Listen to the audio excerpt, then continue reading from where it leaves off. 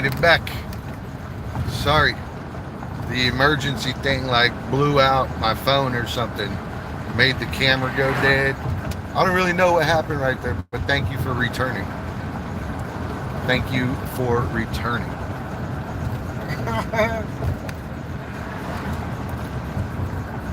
So yeah, I had a girlfriend. Hey, it's a nice girl too. She had a double master's degree. All right, she's a nice girl. But you know, she wanted to be trusted in a manner that she wasn't willing to trust anybody. So she wanted this great extension of trust with a bunch of penises, but was not okay if I had a bunch of titties around. And I don't get that shit, bro. Like, I don't get it at all. So, you know, not only did I not understand it when she was doing it, but then when she tried to say that I wouldn't be trusted, or it wasn't like she displayed that I clearly wasn't trusted talking to women, right? And so it's like, you know what, dude? Like, fuck you, dude. You know, if you're gonna be out there fucking talking to every cock in town and everybody that wants to say hi to you, you gotta send them a message. You know, fucking go do that. Go fucking do that shit, dude. And so that's what I told her to do. And that's how I handle shit, bro. That is exactly how I handle shit. If you're doing something to me, I'm probably going to do it back to you. And I'm probably going to kind of see how you react. I'm just going to sit there and do it back to you. You know, like, why would you ever put me in that position where I have to look around to find some trust? You know, so to me, it's like a major, massive violation. And my capacity with a female doesn't really matter either. I guess my example of that would be, you know, sometimes you're just talking to somebody, but if that person, you know, is focused on other things, dude, you know, what can you do about it? You can't do nothing about that. You might as well move on, you know. So for me, that's a game changer right there. That's a game changer right there. We are at the next location. Finally, we're back. Chris, what's up? What's up? Yeah, that's a game changer, bro. You see, to make all these things work, relationships and 50 years worth of marriage and stuff, you know what it really is? You are in service to your partner. There's both ways. Your husband is in service to you, and you are in service to your husband. And if you do it any differently, you got this wild open realm of results.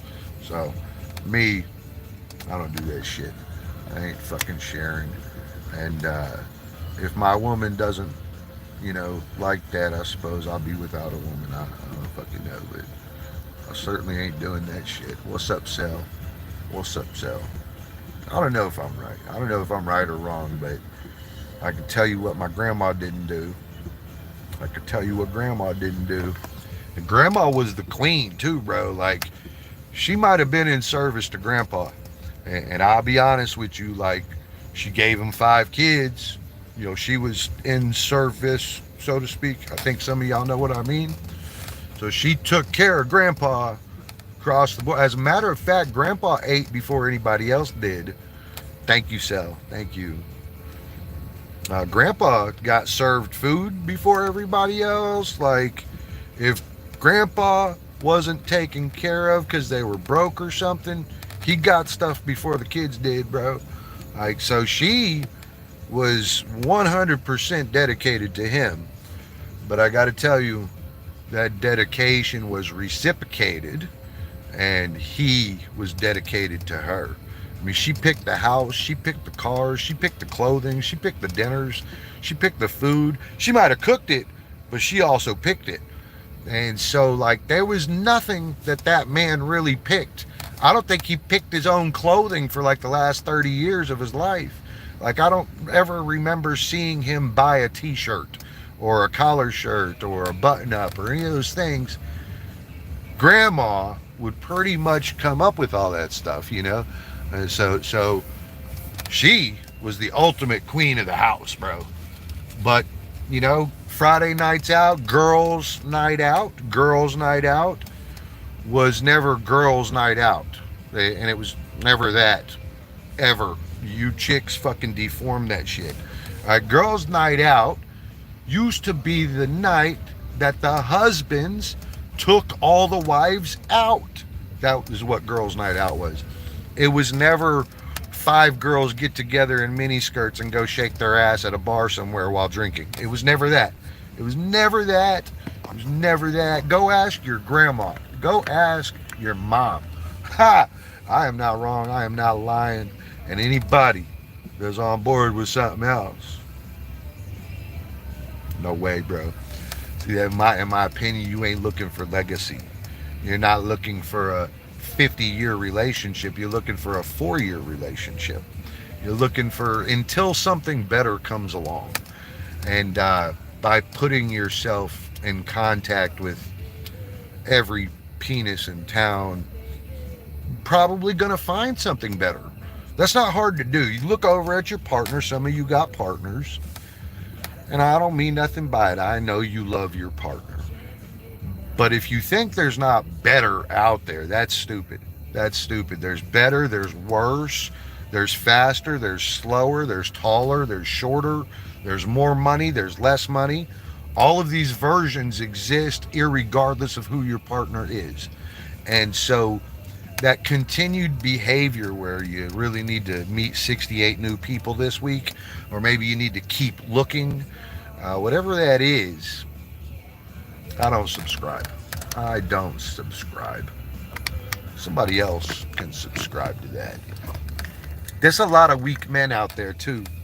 There's a lot of weak men out there. Winnie, hello, thank you again. There's a lot of weak men out there that won't tell you that sort of stuff.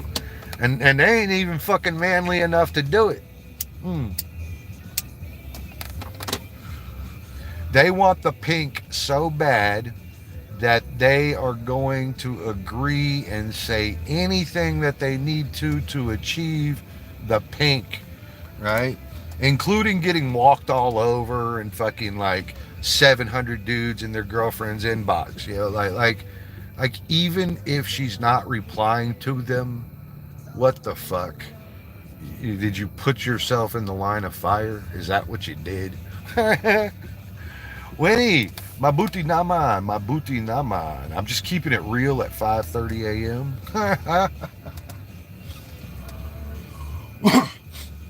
So yes, in retrospect, in an effort to kind of explain myself a little bit, I do not interrupt a person. You know, if that's the things that they want to focus on and do, you know, I just know it's not for me, you know, so I have to like kind of move on sometimes, you know. Run. I gotta run. That's why I keep Nike Air Max with me in the truck. I got some on my feet right now, but if I don't, I bring a pair, you know, so like it's in case I have to run.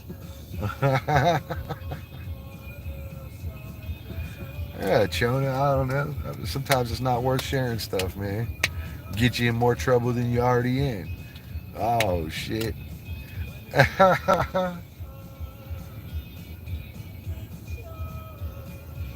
We are doing pretty good on time right now. We got 5:17 a.m. I was wanting to be clear by 6. So I think that we're doing pretty good. I really do. I think that we're going to be clear right by 6. And let's get this done, man. Let's get this done, baby.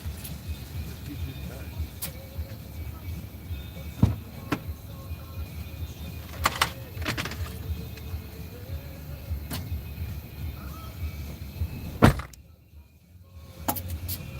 Let's get this done.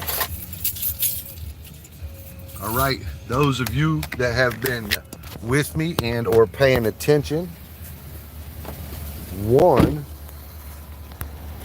of these keys get me through this door right here. You see that thing right there, the little black thing? All right, so we're doing it again. We do this all the streams, okay? One of these 3 key fobs get me into that set of doors. You have a gray circle, a black circle, and a black triangle. You got three choices, all right? You stand a 33% chance of being correct. So I would like you to tell me which one of these gets me through those doors. All right. You will have 3 or 4 minutes to deliberate on your own, as I got to break out this blower and get some blowing done. I'll like very much if you watched.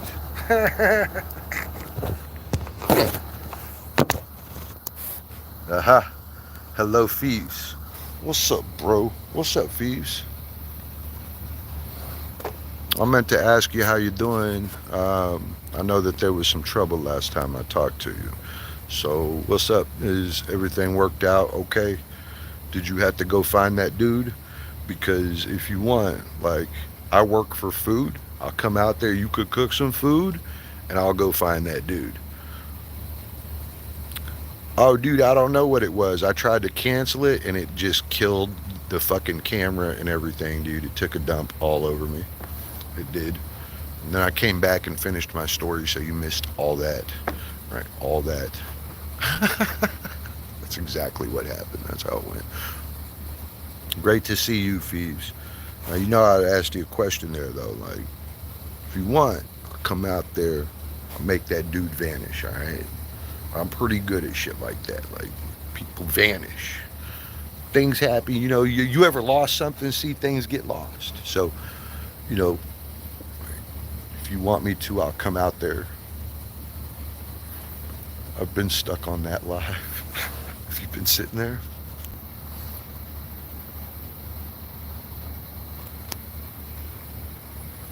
My upload on the transfer of my house? Well, you know, my old apartment wasn't worth doing much video cameraing in, but there is some video work in it. And then my new apartment is nice. Of course, it cost me an arm and a leg. It's like $400 more than I want it to be.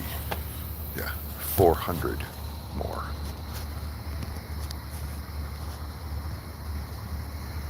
And that is the moon. What's up, Au?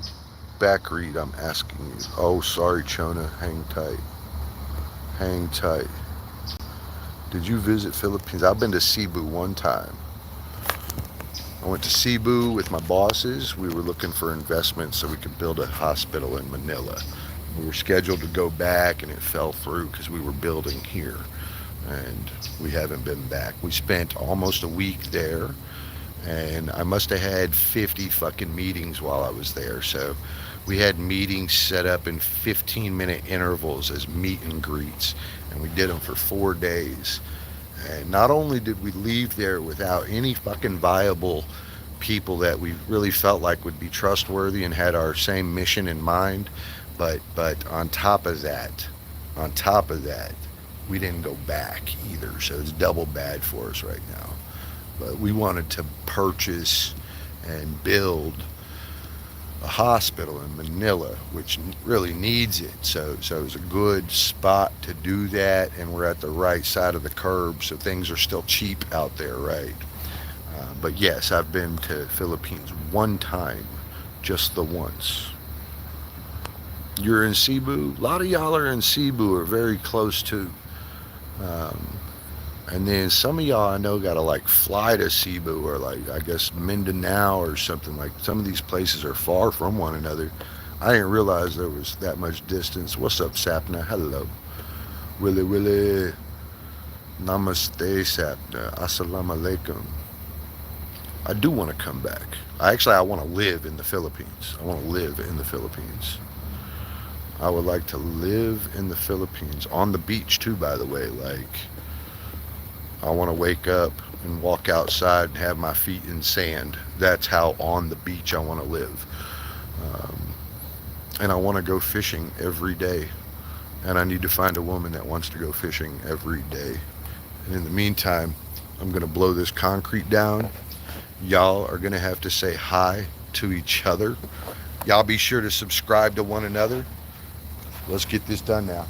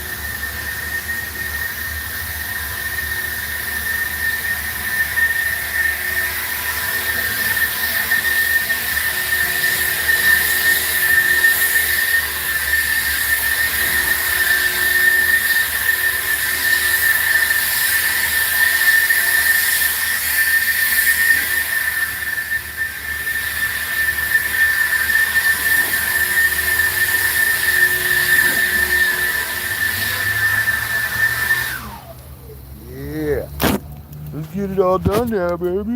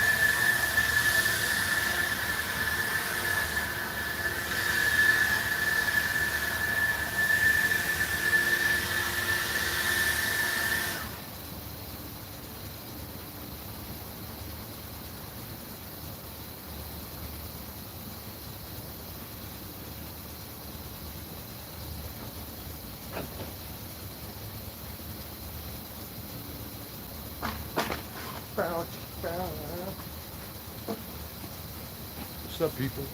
Did y'all talk to each other? Did you talk to each other right? Did you talk to each other right? Did you say the right words to one another?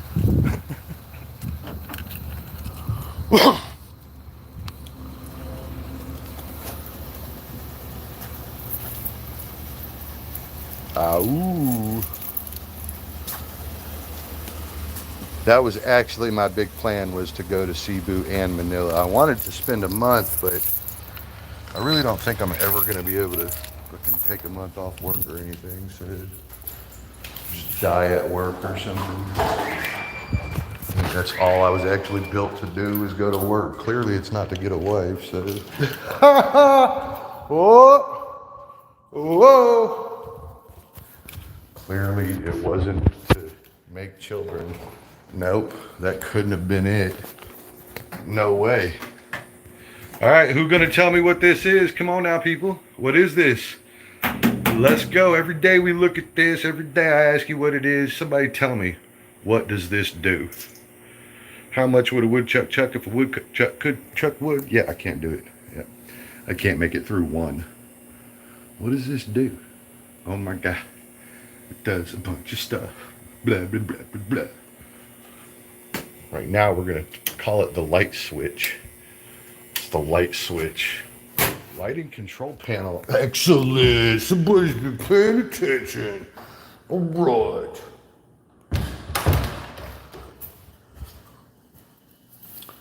What's that freaking CIA motherboard or what? That's what I thought the first time I looked at that. I was like, yeah, I don't know what that does. See you later.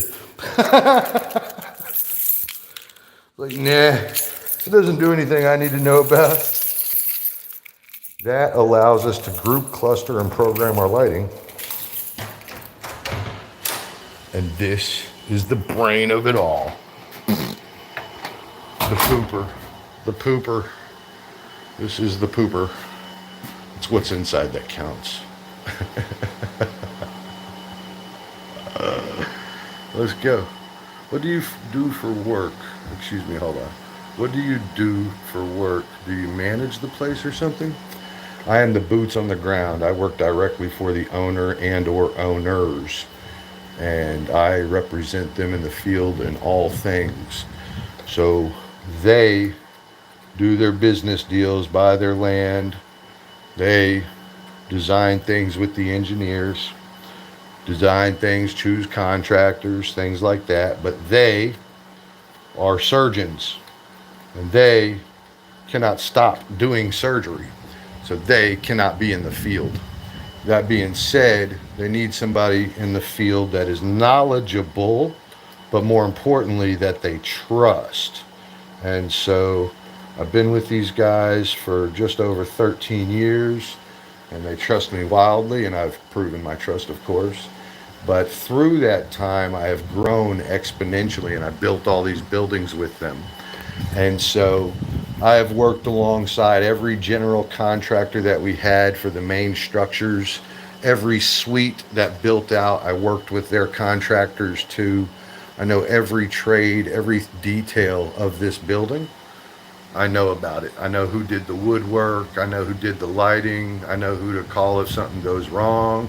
Bro, this is my baby right here. Well, one of them. Next door is my real baby. That's the one I first started on. And so I know about all the systems. This happens to be an HVAC system that I've been watching for a little while. It just came up, so it hadn't been on but just a moment now. And it looks like, what's up, Bella?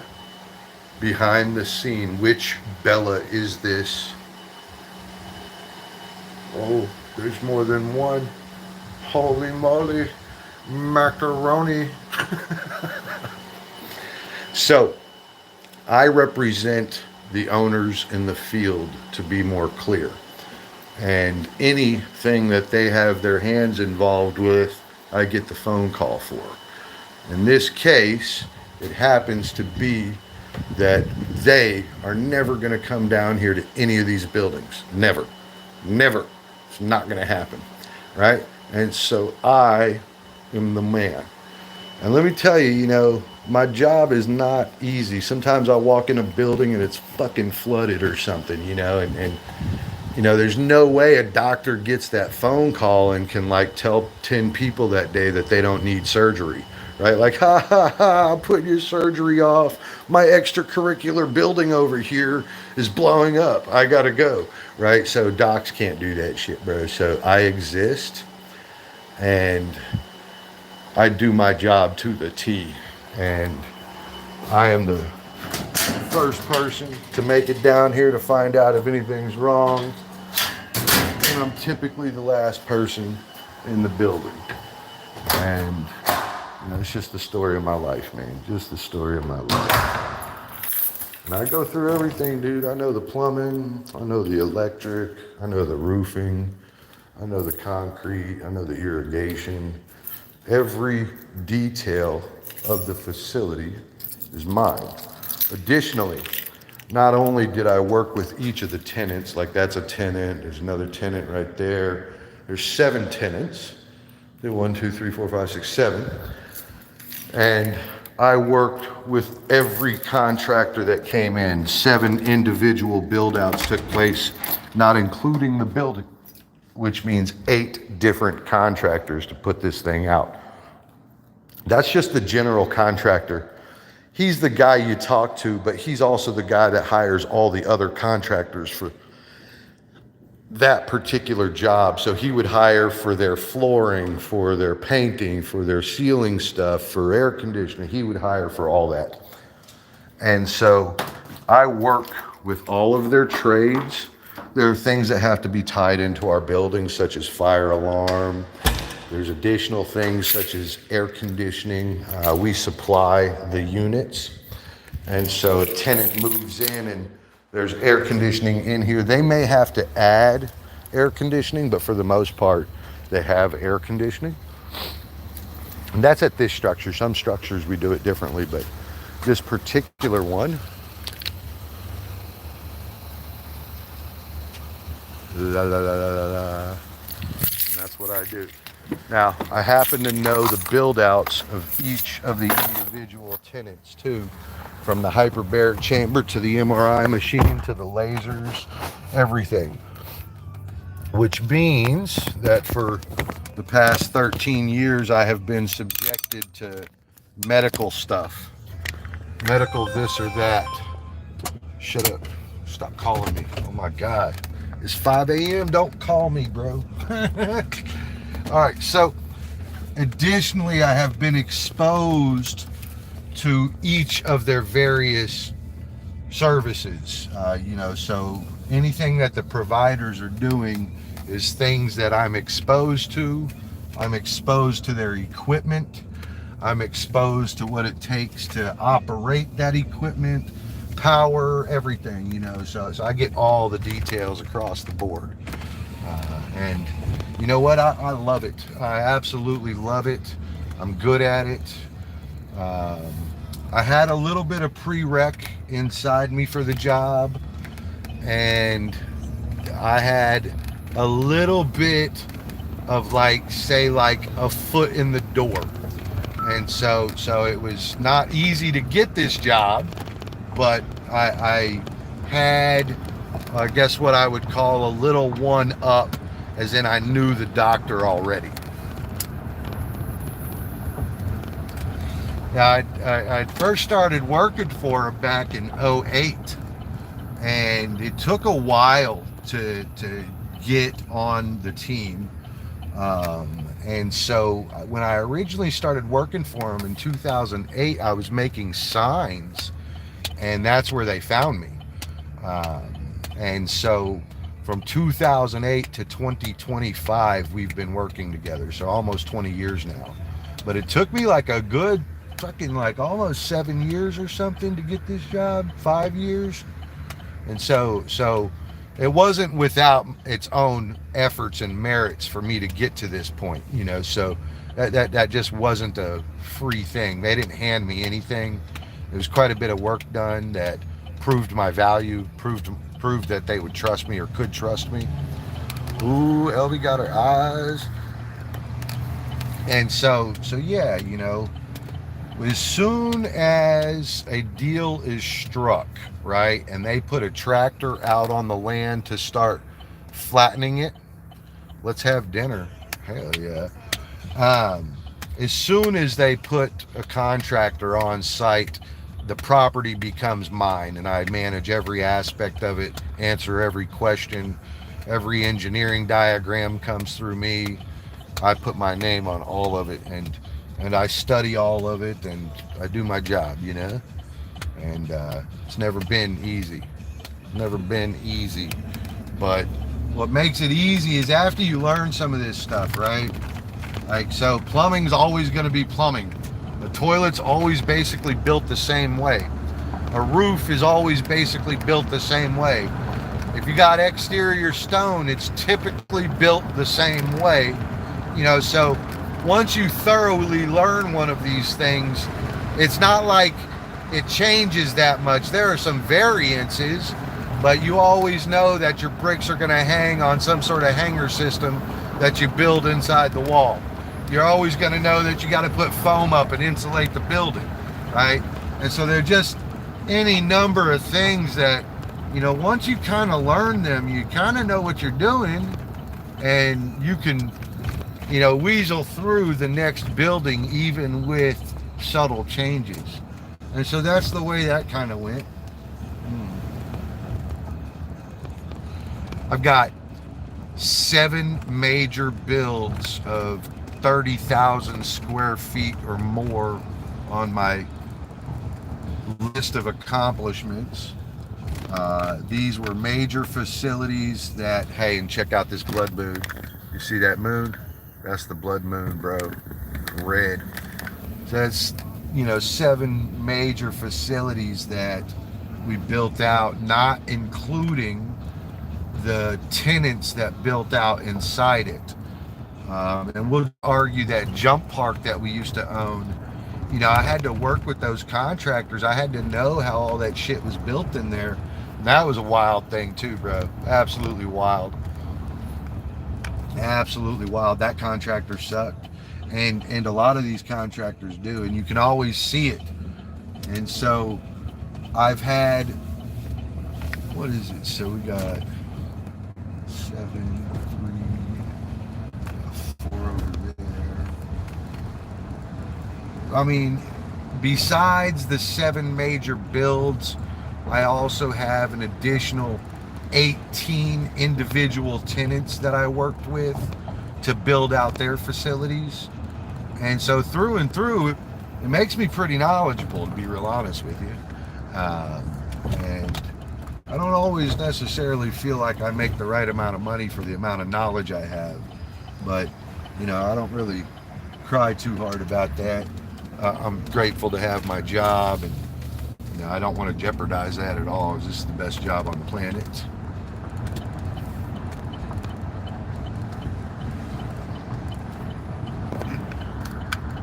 And here we are at yet another facility. Let's do this. We're at the 3rd facility. Oh, look at that. My dumpster door is open a little bit. People don't understand how detailed I am. Like, when you see me drive through this parking lot, I'm making sure electric is up. I'm making sure there's no water leaking anywhere. I know where water should or shouldn't be. I'm looking at things like that electrical plug back there that still has the cover on it. I taped the cover on it to see if anybody was opening it up, but nobody has.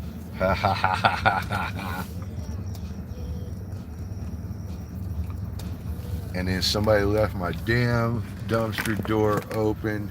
Who does that? Who does that? Who does that shit? Hell no, bro. We fixing it. What's that?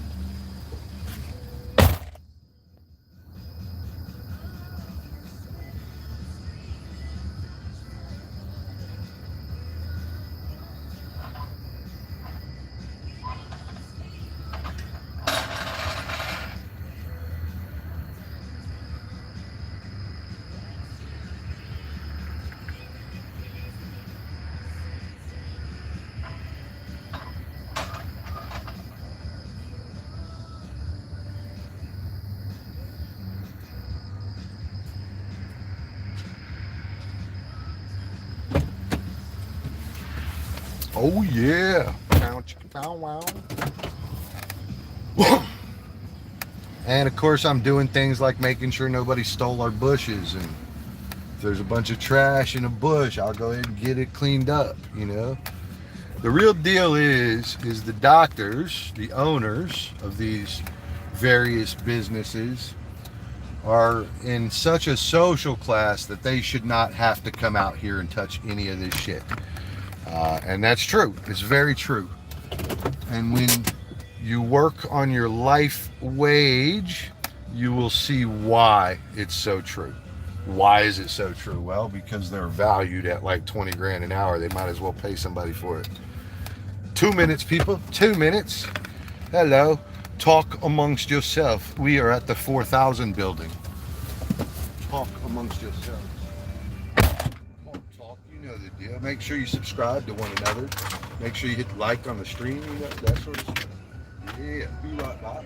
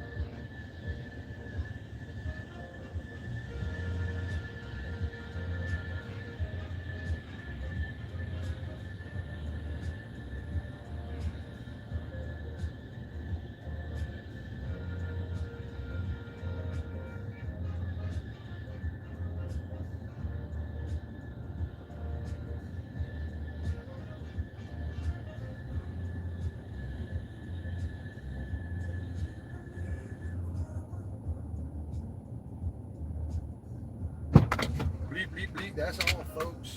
That's it. Field work is complete on this day. For now. I should say for now. My days always evolve. Hello again to each other. Jessica Libre, hello. Kumustaka.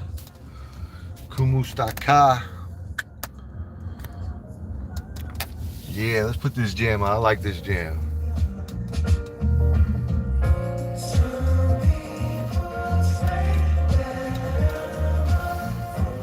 Hello, Jessica Libre. Thank you for coming. Kumustaka.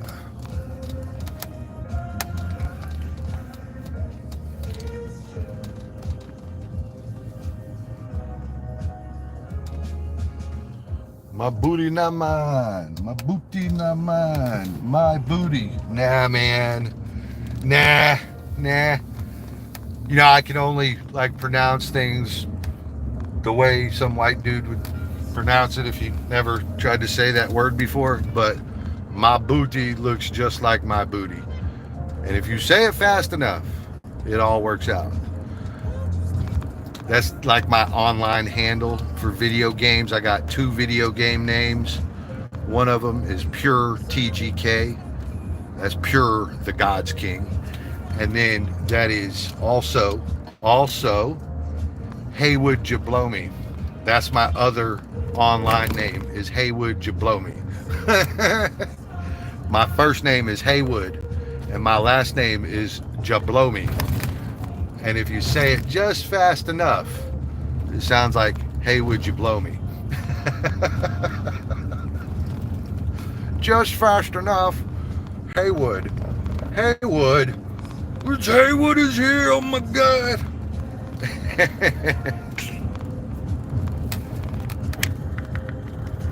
Well, I'm going to go to the house real quick and I'm going to pick up some of my extracurricular activities and then we're going to go get breakfast.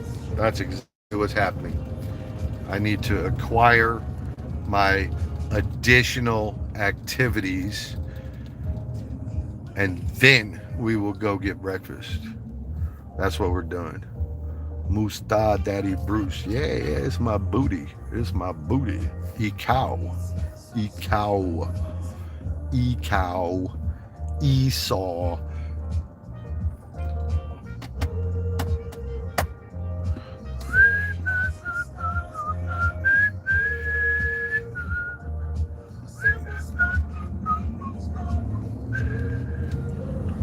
So what is everybody doing tonight, man? It's like Friday night in the Philippines, bro. Life with Nadine. What's up, man? Bless up, yo. What's up, man? Let me get you taken care of so you can meet up with these people. What's up with these yellow lights, bro? Oh my God. I'm just trying to go get my stuff.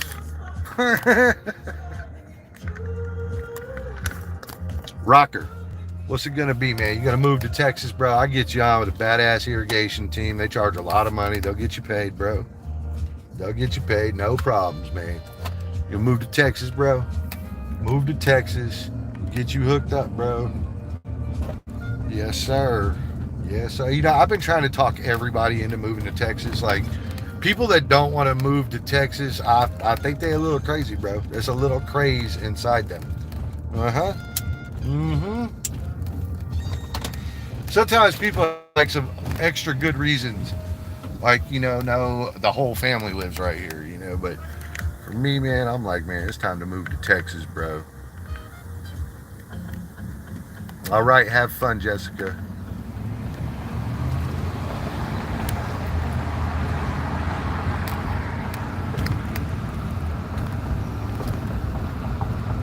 See there, bro? Texas, man. You got family in Houston, man. I'm telling you, man, Texas is the place to be right now. I don't care what you got going on. Pull your kids out of school, sell your house, buy one in Texas, get you a new job. All the corporations are coming here. All of the headquarters are here. So, like, it's just, you know, if you were going to advance in the American business world, you know, like, this is even better, you know. So, like, there are no real reasons not to move to Texas except for the fact that Houston sucks and it's hot as shit in Texas. Like Houston does suck, man. So I probably wouldn't tell you to move to Texas. I would probably tell you to move to Fort Worth, and I'd probably tell you to move to northwest Fort Worth area like Decatur. Prices are still pretty good there and in Rome. Hello. Hello, Gray.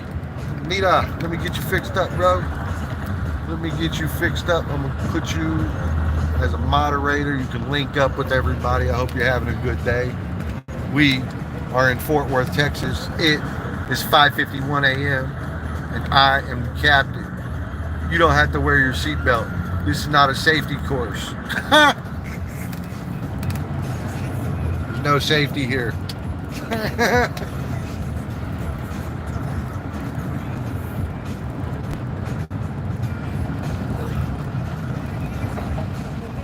Yeah, I feel like I need some crispy bacon in my mouth. In my mouth. Maybe some pancakes or some French toast. What? What? Oh, we should do lemon French toast today, bro. What about some lemon French toast? Oh, 15 likes. Thank you very much. And I got you covered here. And you also don't forget to link up with the others.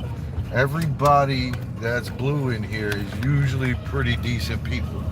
So you should be able to like hook up. They're all content creators.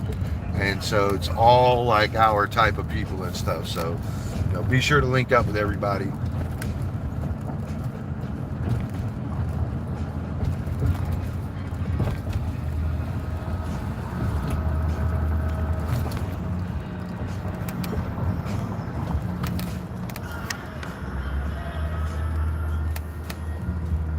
They sure do. Shipley Donuts is a little popular here still.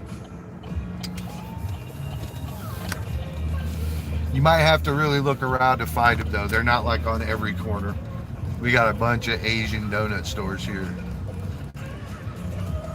Asian folks have taken over nails, dry cleaning, and donuts. So that's like one of the big things. The Asian community here is very, very awesome. Very awesome. Back when I was a lot younger, 18 even, so a long time ago, I used to sell foundation repair, and I got into one of these Asian neighborhoods, and I got in good with one of them, and I sold a bunch of foundation jobs in the Asian neighborhood, and I found out how they go about buying all these businesses up, and just how they kind of do it. And so that neighborhood is very different, dude. I'd never really seen anything like this except there. And so these guys, they go in and they make a pot, like the whole neighborhood puts in like $200, right? And so what happens is they put in all that money, and then once a month they pull it out, right? And so they get a chance to go in and help one another with a vast or large sum of money. And so what they're really doing there is they're buying small businesses. Small businesses. So if 800 people in the neighborhood decide to throw in $300 or $500 each or something, it comes up with enough money that you can do something real quick. You can kind of, what I'm going to say, start a small business, or you have a down payment on a small business. And so everybody in the neighborhood goes into the jar, right? So your name is in this jar, and no matter who donated, one name gets pulled out of the jar every month. And everybody in the neighborhood does this, and they do it like religion, bro. And so everybody just keeps paying into this fund. Once your name is pulled out, you of course continue paying into the fund, but everybody gets a chance to start their own business. And that's how they do it. That's how they keep the wealth inside the neighborhood. Just keep on staying. Listen, Bruce. Good. Well, thank you, Phoebes.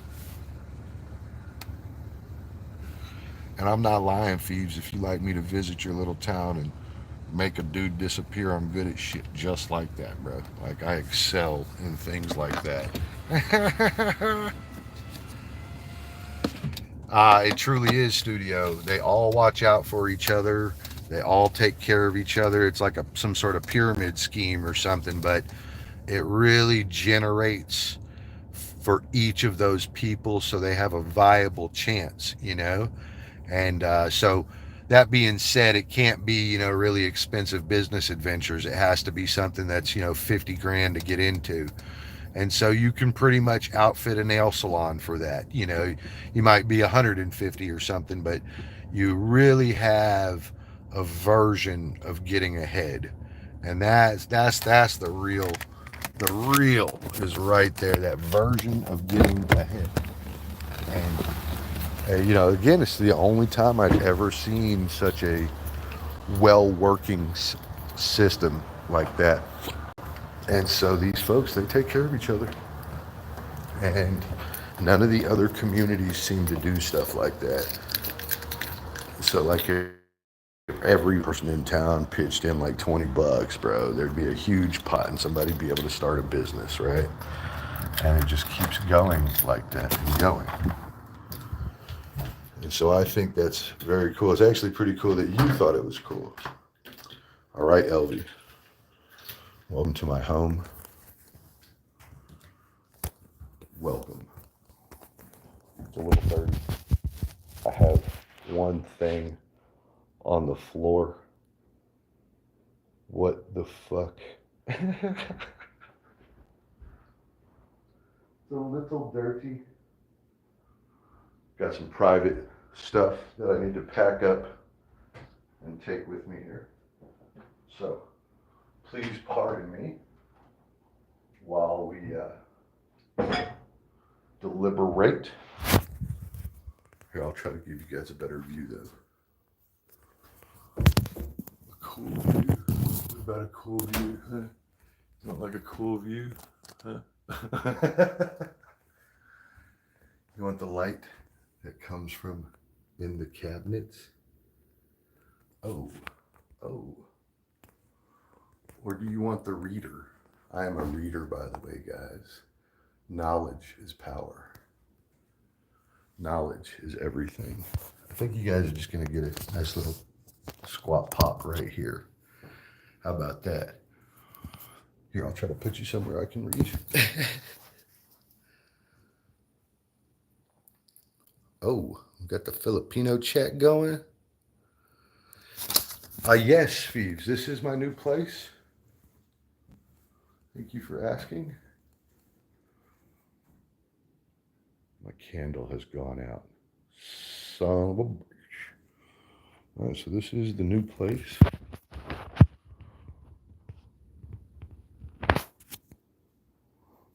That's my favorite bed right there. That's my favorite place to sleep. This is my giant desk.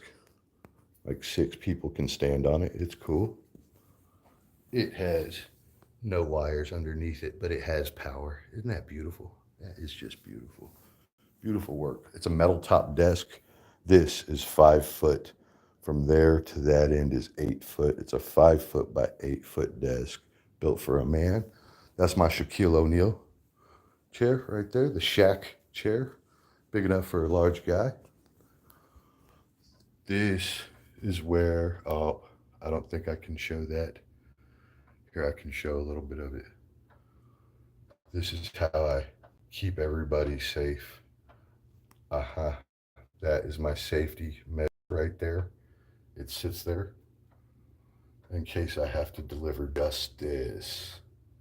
Yes. Time is such a motherfucker, so I always have a vast amount of clocks and I always keep one tilted. It's because time is really tilted. I want you to know that I like to stack up money too. I got a problem with things like that. As a matter of fact, I think I even started putting some like real bills in there, huh? Is there a real bill in there? There should be a fucking real bill in there. That's my favorite thing to do is like look at money stack up. That's my favorite. Over here, entry. That's me. Bought those, installed them. It's the shoe closet. I need more shoes. This is bullshit. I only have like one pair of absolute brand new shoes. And these I don't wear very much, but they up here to be worn. Yeah, bro. You like those, don't you? You like those, don't you?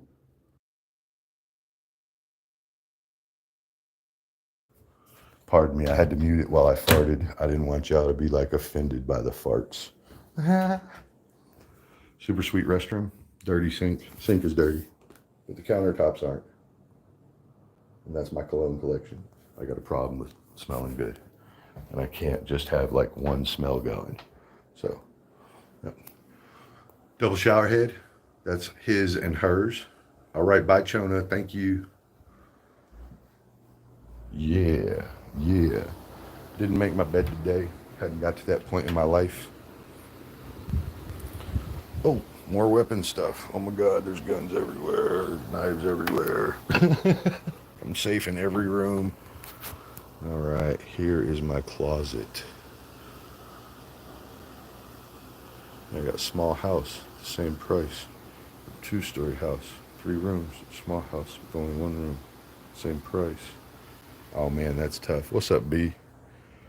B twin? Well, B, these are all the nice clothes back here. Yes, those are all the long sleeve stuff.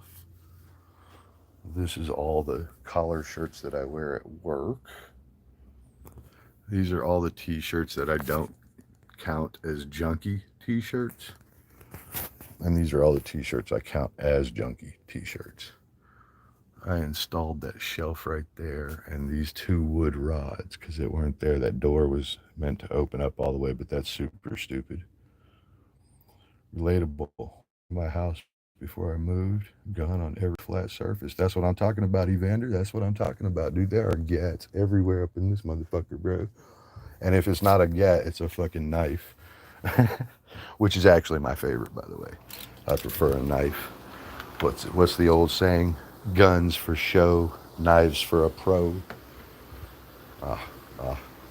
Evander, I know this is your favorite spot, bro. You like that cream and purple, don't you, bro, with the gray mix? Oh. Oh, my bad, yo. Oh, look.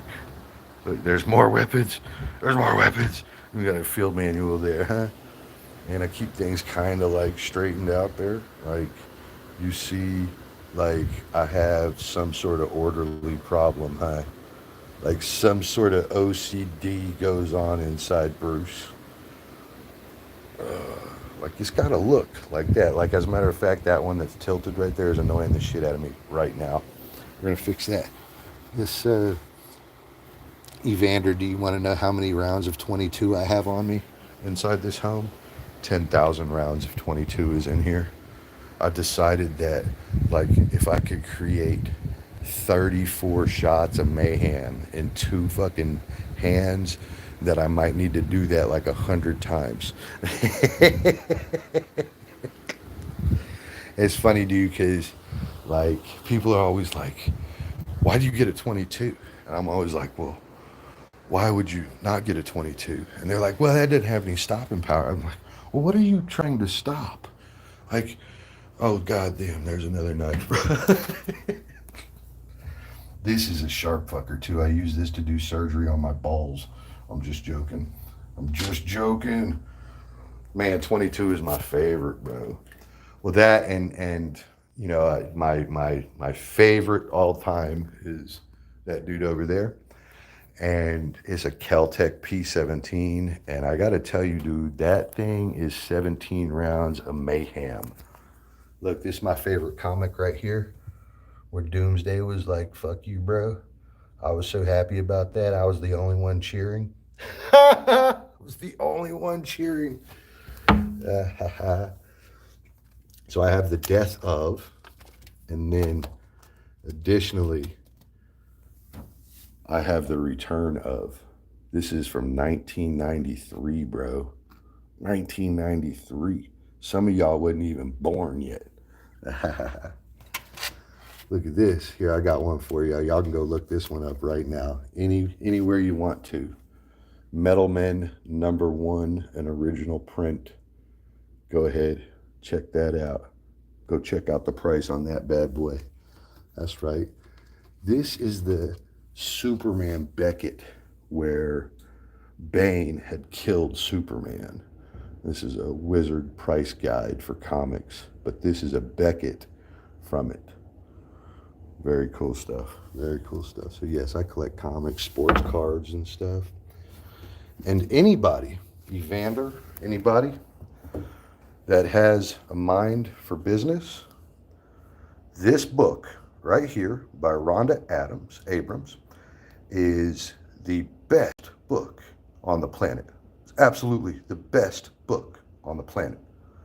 You read this book and come have a conversation with me, and I guarantee you, any business you start, you will be successful in. This book, Successful Business Plan, Secrets and Strategies by Rhonda Abrams. That's right. You need to read that book. It's the only weights I use right there. Yep, that's right. I don't need anything else. I like my belly. I'm good with it. This is the laundry room.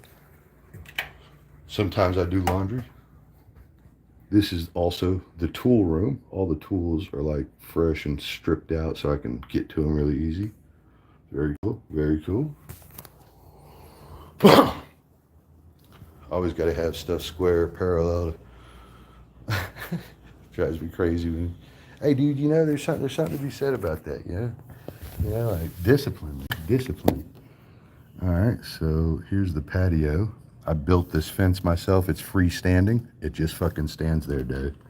It just stands there. I know that seems unreasonable. It's freestanding, bro. I didn't connect it to the railing. I didn't connect it to the wall. It is literally standing there. Look. It just stands here, bro. Now I put the corrugated plastic on the back side of it here. So perfect. So perfect. Corrugated plastic blocks all the visibility. You see? Yeah. Very private now. And I have this big draw curtain right here across all this up. I get the afternoon sun right here, so it's really hot. And I get it for all the hours. So from like 3 o'clock to like 8 o'clock. And it sets right there. Now that shifts around throughout the year, but this is where the sunset happens. Studio, don't ask questions, bro. I don't ask questions either. I was gonna strap it to something, but it just sits there, bro. It just sits there. It's amazing. Like look, I can make it move, but it just sits here. Something about that 2x10 on the top right there. It's just too heavy. It's just too heavy, bro. It's 2x4s, a 2x10 topper, and then I have 1x4s as my railing, 2 of them, and then I put in all the pickets. I built it all right here and just fucking stood it up, dude, and it just fucking stands there. It's awesome. It is awesome. It is awesome. Yes, sir. Yes, sir. All right, so you've seen the house. I bought this at an antique store the other day for $28. And then I went down to Home Depot and I got one of them flame lamp lights, bro. Bam. Palmetto State Armory. I got a bunch of 22 from Palmetto State Armory. In COVID days with 9mm. And for 60 cents a round. Hey, dude, you ain't joking, bro. Hey, man, and I got to tell you, 5.6 is up, bro. Oh, my God. Try to get you some 5.6, bro. You will hate life. This is last night's dinner, all right? Frozen dinners, all right? That's what you do when you don't have, like, a wife or something, all right? You do frozen dinners. Y'all something funny with it, dude. No intruders. That's exactly right, life. I mean, there could be some intruders, but it'd be a long day, Rick. As a matter of fact, I had a weird thing happen the other day. I got a knock on the door. Yeah, a knock on the door. And of course, I already know that nobody's coming to see me, so what the fuck is this knock at the door? Who is this, right? So I'm looking out the peephole. Of course, I got my gat in my hand because I'm like, who is knocking at my door, right? And it's a dude with his fucking shirt off claiming that he has an Uber delivery to this address. And of course, I'm an asshole, so I'm like, oh, is that right? Let me see what you mean. So I open the door, and of course, he doesn't know I have a giant gat on the other side of it, and I'll blow his fuck ass away. But he was cool. He was actually delivering Uber with his shirt off. That's what he does, which I had never really seen before. And so, I was a little creeped out by it, but he actually had Uber stuff with him, and he was actually trying to get a delivery done. So maybe I'm just racist. He was white, but maybe I'm racist anyway. Ooh, sometimes that happens, bro. You don't ever know. Maybe you were a little racist. Like I heard that racism doesn't actually exist. It's only assholes and crybabies. Yep, that's the way I heard it. Racism doesn't actually exist. What only exists is assholes and then the crybabies that make the racism real. So, to be affected by racism, it has to hurt your feelings, which I don't have any, so you can say whatever you want to me, and I will just laugh in your face because I am awesome regardless of my color. I am fucking epic, and nobody can tell me different, right? Even though I'm not epic, I still feel like I'm epic. Uber Eats customer probably didn't put the right building unit or something. I went to the wrong door before, but with a dang shirt on. That's exactly right, bro. So when I saw the shirt, and you know what the other thing is, Uber Eats usually like knocks on the door and runs, bro. Like so the whole staying at the door and waiting for me thing, I was like, what's up, bro? What do you need? Of course, hand on a giant gat on the other side of the door, like, go ahead, do it, bro. Do it so I can put a fucking hole in you. Like, I'm all about it, bro. Like, if you give me a good, clear reason, I'm gonna do it. Husband loves your reasoning. My husband loves your reasoning abilities. Hey, dude, man, things are reasonable as shit, bro. You just look at it, it's all reasonable as shit, man. Firstly, I'm fucking awesome, all right? And I'm not racist, but I think sometimes everybody has racism like in them. And given what if I told you nobody was allowed to be assholes anymore? Like, would that ever work, right? Like, well, kids aren't allowed to bully each other anymore. Does that work? I mean, we've been pushing that vibe forever. Does that actually work, right? Like, so if you try to tell a bunch of people not to be racist, what the fuck's going to happen? They're all going to shit in your face and start running their mouth, right? And here's the real deal. Like, if I came to you and I was like, check this out, Nadine. I don't think your pudding's very good. Your pudding is not very good pudding. You would be like, fuck you, Bruce. What the fuck are you talking about? My pudding's great. Right? You wouldn't give a shit what I had to say. If I came to you and I said, well, your dress is ugly, you'd be like, fuck you, Bruce. I don't give a shit what you had to say. Right? In all these instances, you would never, ever count my words as meaning anything. You would in fact look over at me and say, fuck you, Bruce, right? And so to me, for racism to actually be real, it's got to be a two-way street. You have to have the offensive person, right? You got to have that asshole, as I'm going to call it, right? But then you got to have the other person too. And that's where things get a little funny because, when you and me were in fucking preschool, they were like, sticks and stones may break my bones, but words will never hurt me, right? And then, later on, they were like, I'm rubber and you're glue. Anything you say to me bounces off me and sticks to you. Right, right. So these were all versions of training us not to listen to the bullshit. Like right when we were in preschool, they were like, dude, people are gonna be mean to you. You gotta fucking just look over and say this, right? Yeah, see, Nadine knows exactly what I'm talking about. She's fucking laughing. And so you have to have the asshole, right? He's the one that does the offense, right? He's the offender, right? But you have to have that other person too. You have to have the fucking cupcake, all right? You got to have the fucking cupcake because if you said something to me, I'd be like, what, dude? Like, do you really think words hurt me? I cannot be hurt by words.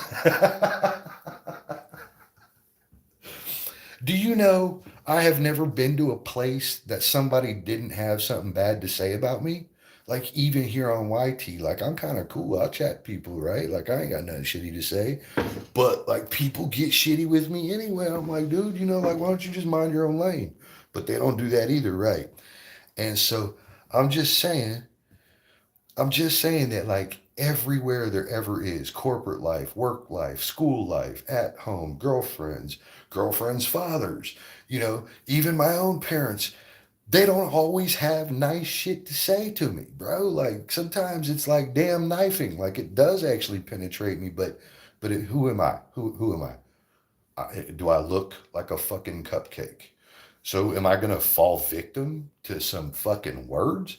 Yeah, you see, oh shit, all of a sudden it makes sense. So for any of that shit to exist, you actually require both parties. The dynamics has to be there. Charam, what's up? Namaste, assalamu alaikum, salamat po. So for any of that shit to exist, you have to have both parties. You cannot just have one. Imagine if a guy was going around being racist and nobody listened to him. How useless would he be? Right. How useless would he be? He would be the most ineffective fucking thing on the planet. Right. But the moment somebody listens to him, so again, we're listening to the asshole, right? Like the moment somebody does that is when shit goes sideways. So you have to have the two. You cannot just have one. You have to have both parties. And that's the weird thing. Both parties have to exist. And where I'm from, when people say stuff to me like that shit just like rolls right off me, bro. Just like, what? No, I got to keep going.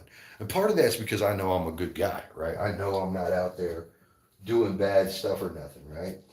And so to me, if you're confident in the things you're out doing, people gonna say stuff to you and like it ain't really gonna penetrate you. Like I got that one dude, Thomas Pedrasso, running around, running his mouth about me all the time, right? And I don't necessarily care what he said, just that you just keep doing it, bro. Like shut the fuck up, right? And so, to me, it's not his words that are actually penetrating me, it's his stupidity. And after like 3 months of it, I was like, all right, bro, I'm going to retaliate. How you like this? So I drew a dick on his face and made a short video of it. I felt great about that, by the way. That was really fun. Y'all could go see the short video that I made for that guy. See, that's my response. You see what I mean? That is how I handle it. You see, like I could fucking go cry, right? I could be like, oh my God, my boss was mean to me. Oh shit, I'm gonna die. I'm never gonna be anything else in life. My boss was fucking mean to me. You see how it sounds when I say it like that? I sound like such a little fucking pussy. And so all these people running around, that's racism. I'm like, no, you're just a pussy. Fucking people hate me, bro. They hate my shit, bro. They literally hate me. I was in a chat room the other day, and we've been seeing all these violent videos and stuff, things going on around the United States, and finally they had like a group of white kids doing some bad shit, bro, and I was like, see, even white kids are bad. It's like, can we all like just take a step back and remember that we're humans and that we all need to get ahead? And like that get ahead syndrome is something, bro. That is something. You ever had a period in your life where you weren't getting ahead? And Nadine, I know that you're married. I know your husband, and so I know that in your life, you two ain't ever had it just easy. It ain't never just been easy. Ain't shit easy. But guess what, bro? It ain't no easier for me. It ain't. It ain't. It couldn't possibly be. Why would that even be reasonable? Why? And so we all of us, suffer the same exact zero. When we come out the womb, we are fucking zero, bro. We are worthless as fuck. We got to be trained for like 20 years just to try to become something. And that's before you try to become something. You got all these people, they don't want to play ball. They don't like the rules. They don't agree with the rules. I'm looking around like, bro, have you ever fucking been to any of these other countries, bro? Like, go to fucking Syria. Go ahead. Go ahead, bro. Go to fucking Russia. Go ahead. Yeah, you see all them videos, bro. They got nice cities. Yes, they do. Take your fuck ass over there and see what's on the outside of that city, bro. Do it, do it.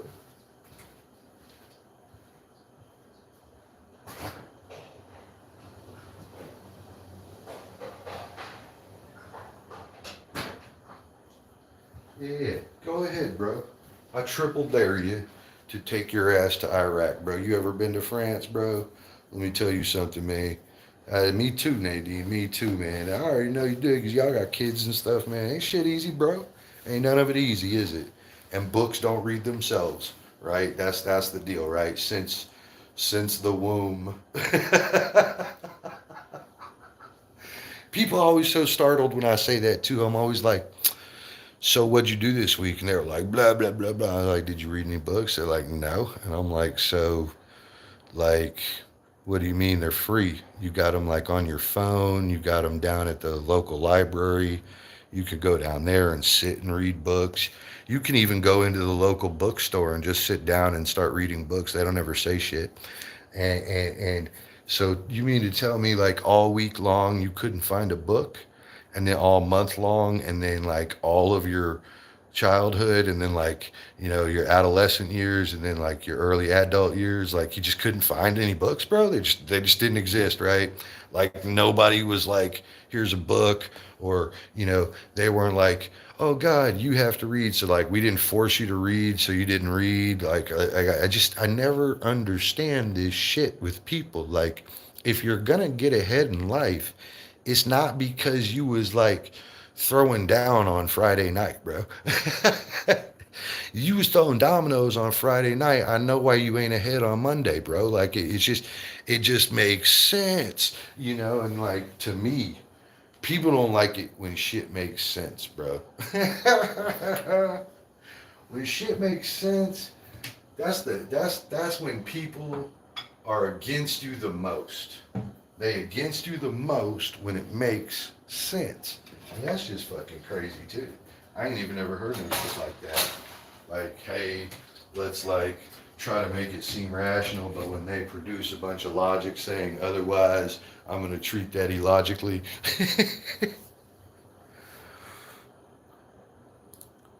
That's exactly right. That's exactly right. And the other thing that I look at is like there ain't a lot of good jobs. And I guess what I mean by that is, okay, you got a Walmart down there, right? And you got like the top boss at your Walmart location, like the store manager, right? And he's probably doing pretty good, averagely speaking, he's doing pretty good, right? And so, he's probably got an assistant and a few other, high end team members. But guess what, dude? All those department managers, like, yeah, they got like 6 people that work underneath them, right? Yeah, so they got like 58 jobs that come out of the grocery section, right? That's great. They're 58 jobs that pay $10 a fucking hour. They suck, right? But guess what? You got people that have been doing these jobs forever, right? They've been there 10 years. And I'm looking around, so like in 10 years, bro, you didn't think you needed to go maybe get a better job? In 10 years, you didn't think that? Like, how is it that you still a fucking cashier at Walmart 10 years later? Bro, that's not what Walmart's for. Walmart can't do that. Uh, it can't do it. It can't do it. It cannot possibly afford you a life. That was, just my thing is that at the end of the day, right? And it doesn't matter who any of us are, where any of us are from about the age of like 10, 12 years old, guess what? Nobody could read a book for you, and nobody could force you to read a book. So everybody on the planet could tell you to read a book, but it doesn't mean you're going to go fucking do it, right? That does mean that you might be out doing other things like selling crack or selling your ass or whatever it is that all these people are so busy doing that they conveniently decided education was not a possibility. And on the back end of things, you talk about some of these towns and you say, well, 20 years later, this is still going on. So we have 2 generations of people that don't think that they need to go to school. Like, what? Dude, where did that come from? And why are you blaming anybody else for that shit? Oh, God, this is why I end up in like places I shouldn't be. All right, guys, I got my stuff packed up. Let's go, man. We got to get to it. Let's turn out these lights now. We need to go get some breakfast. Yes, sir. We need some breakfast in our lives. I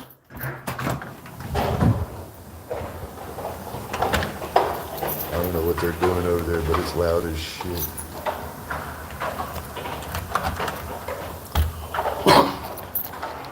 I really think they need to stop. This is some shit I don't like too. Look at this, bro. Look at this, man. Look at this shit, bro. Whole damn stairs. Everything covered in this shit. Like, I would be embarrassed if I did that. Straight up embarrassed. Oh man, I left my truck on this whole time. I thought I was gonna be faster. Clearly wasn't faster. Chris, you still listening to me? Are you okay? Are you okay? I think you're the only one still here. I think you're the only one still here.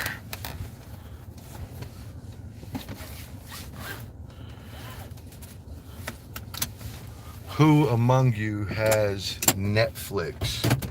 You got Netflix? Who has Netflix? And who among you is like interested in history and ancient stuff and stuff like that? Like how the things came to be. There is a fantastic series called Apocalypse Americas, and the host is the author and journalist, not historian, journalist, the author and journalist Graham Hancock. And he has written a book called Fingerprints of the Gods. Bro, they do not want the real talk. No, they fucking don't, bro, because then they'd really have to fucking do something.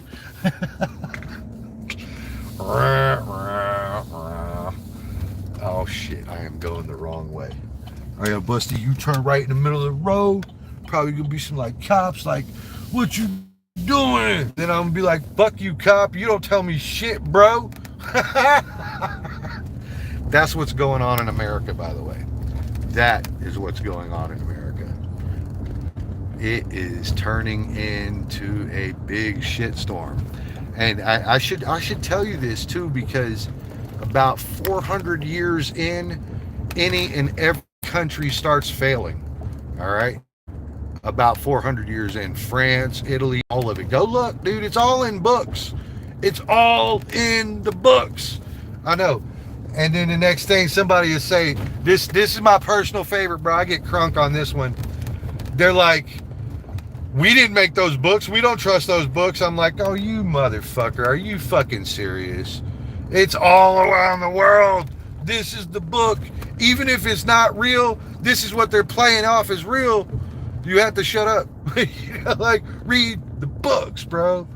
And so this stuff's in every book. It's everywhere. It's everywhere. All of these countries, after the 250-year mark, start to fail out, bro. Every one of them. They hit what is referred to as their economic wall. Oh, shit. Oh, shit. You mean that we can't create enough money to pay for all this stuff going on? And why? Why would that ever be the case? Well, it wouldn't be because of the fucking birds. It's the birds' fault. It's always the fucking vultures, all right? The squirrels are not to blame, bro. It's us. It's us, bro. It's always us. It's us. Costs are up, it's us, all right? It's not the manufacturer. It's not that. It's us, bro. It's us. It's always us. And they will try to tell you it's always other things, like all of a sudden there's no copper in the mines. Like, what, dude? Shut up, dude. Go find it and hurry up, you know? Like, stop jacking us around and go get the work done.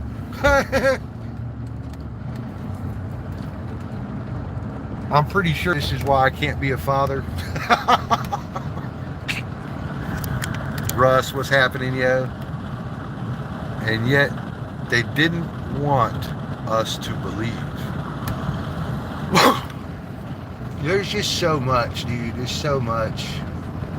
And you know, the more time that people spend not being constructive, I think that's a good way to put this, is just the more time it costs them and everyone that's involved with them, everybody that's around them. All of these things are just more and more costly, more and more costly. And so, you know, to delay it all, and I really hate to put it like this, a lot of us are comfortable, whatever, right? But to delay it all is to cost everybody.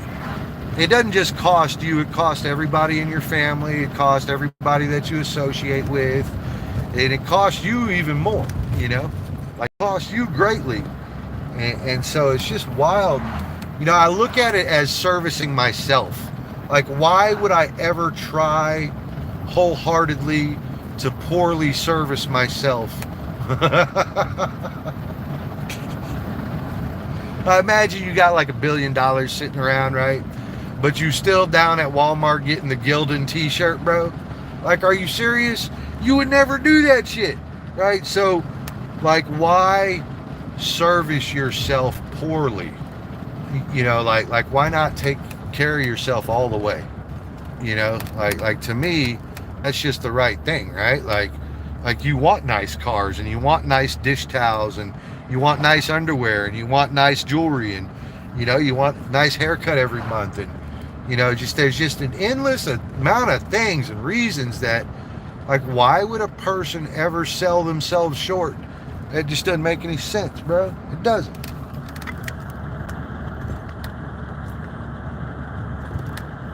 Uh-oh. I got like some danger curves and shit, guys, so I can't read right now, but I saw the Bible was written thing. And as soon as I get around these curves and stuff, we will review that. Indeed, I'm a little different, Nadine. I do believe in a higher power, but I don't believe in our current interpretation of it. And so interpretation is maybe open, right? And so I believe in a higher power, absolutely. But I don't believe in the Christian interpretation of it. And I know that's crazy. That's got to be something that is just mind-boggling. But, you know, when I put it a little differently, other people seem to think, oh, well, that does actually make a little sense, you know? So imagine the planet is 4.5 billion years old. That's a lot. That's a lot, right? But humanity as we know it, this rendition of humans, is 5,500 years old. We base that on the fact that our oldest written word comes from like 3,125 BC or some shit like that, right about there somewhere, blah, blah, right? So 5,500 years old, right? And so what you notice is that if the planet itself is 4.5 billion years old and humans are only 5,500 years old, what if you tried to squeeze that whole 4.5 billion years into 1 year?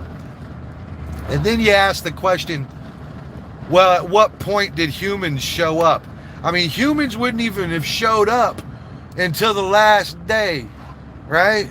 The 4.5 billion years divided by 365 will give you a relative number as to how many years would go by inside 1 day, right? So humans literally showed up at dessert at the last dinner.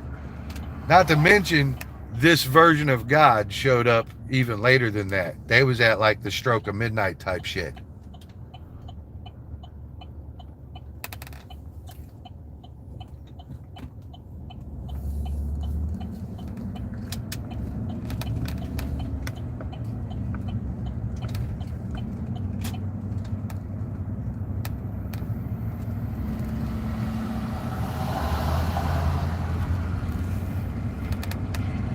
So really, if you look at it, and this isn't to be blasphemy or anything like that, and I'm going to give it a, let me explain myself before I sound so horrible. So you heard of other gods, Ra, Odin, Zeus, you heard of all these things. But we just automatically count them as wrong, although those were the gods of that time. So, to me, every major society, hello Angel, ¿cómo está acá? Thank you for coming. In every major society since the dawn of humanity, there was a deity, an idol, an icon of worship, a higher power. And it was in every single one of them. The Greeks, the Olmecs, the Mayans. There was always some sort of higher power that the humans looked up to. And so it would be wildly incorrect to suggest that every society in all of history was wrong. See what I mean? And so I do not argue that there's a higher power. There is certainly a higher power. But I think I argue that our version of it showed up at the last minute, on the last day, at the last second of anything, and it couldn't possibly be the right one. It just doesn't make any sense. In fact, it's an indication that another God is still coming. See? Another all-powerful, mighty, all-knowing being will be worshipped by humans again. And then, even worse,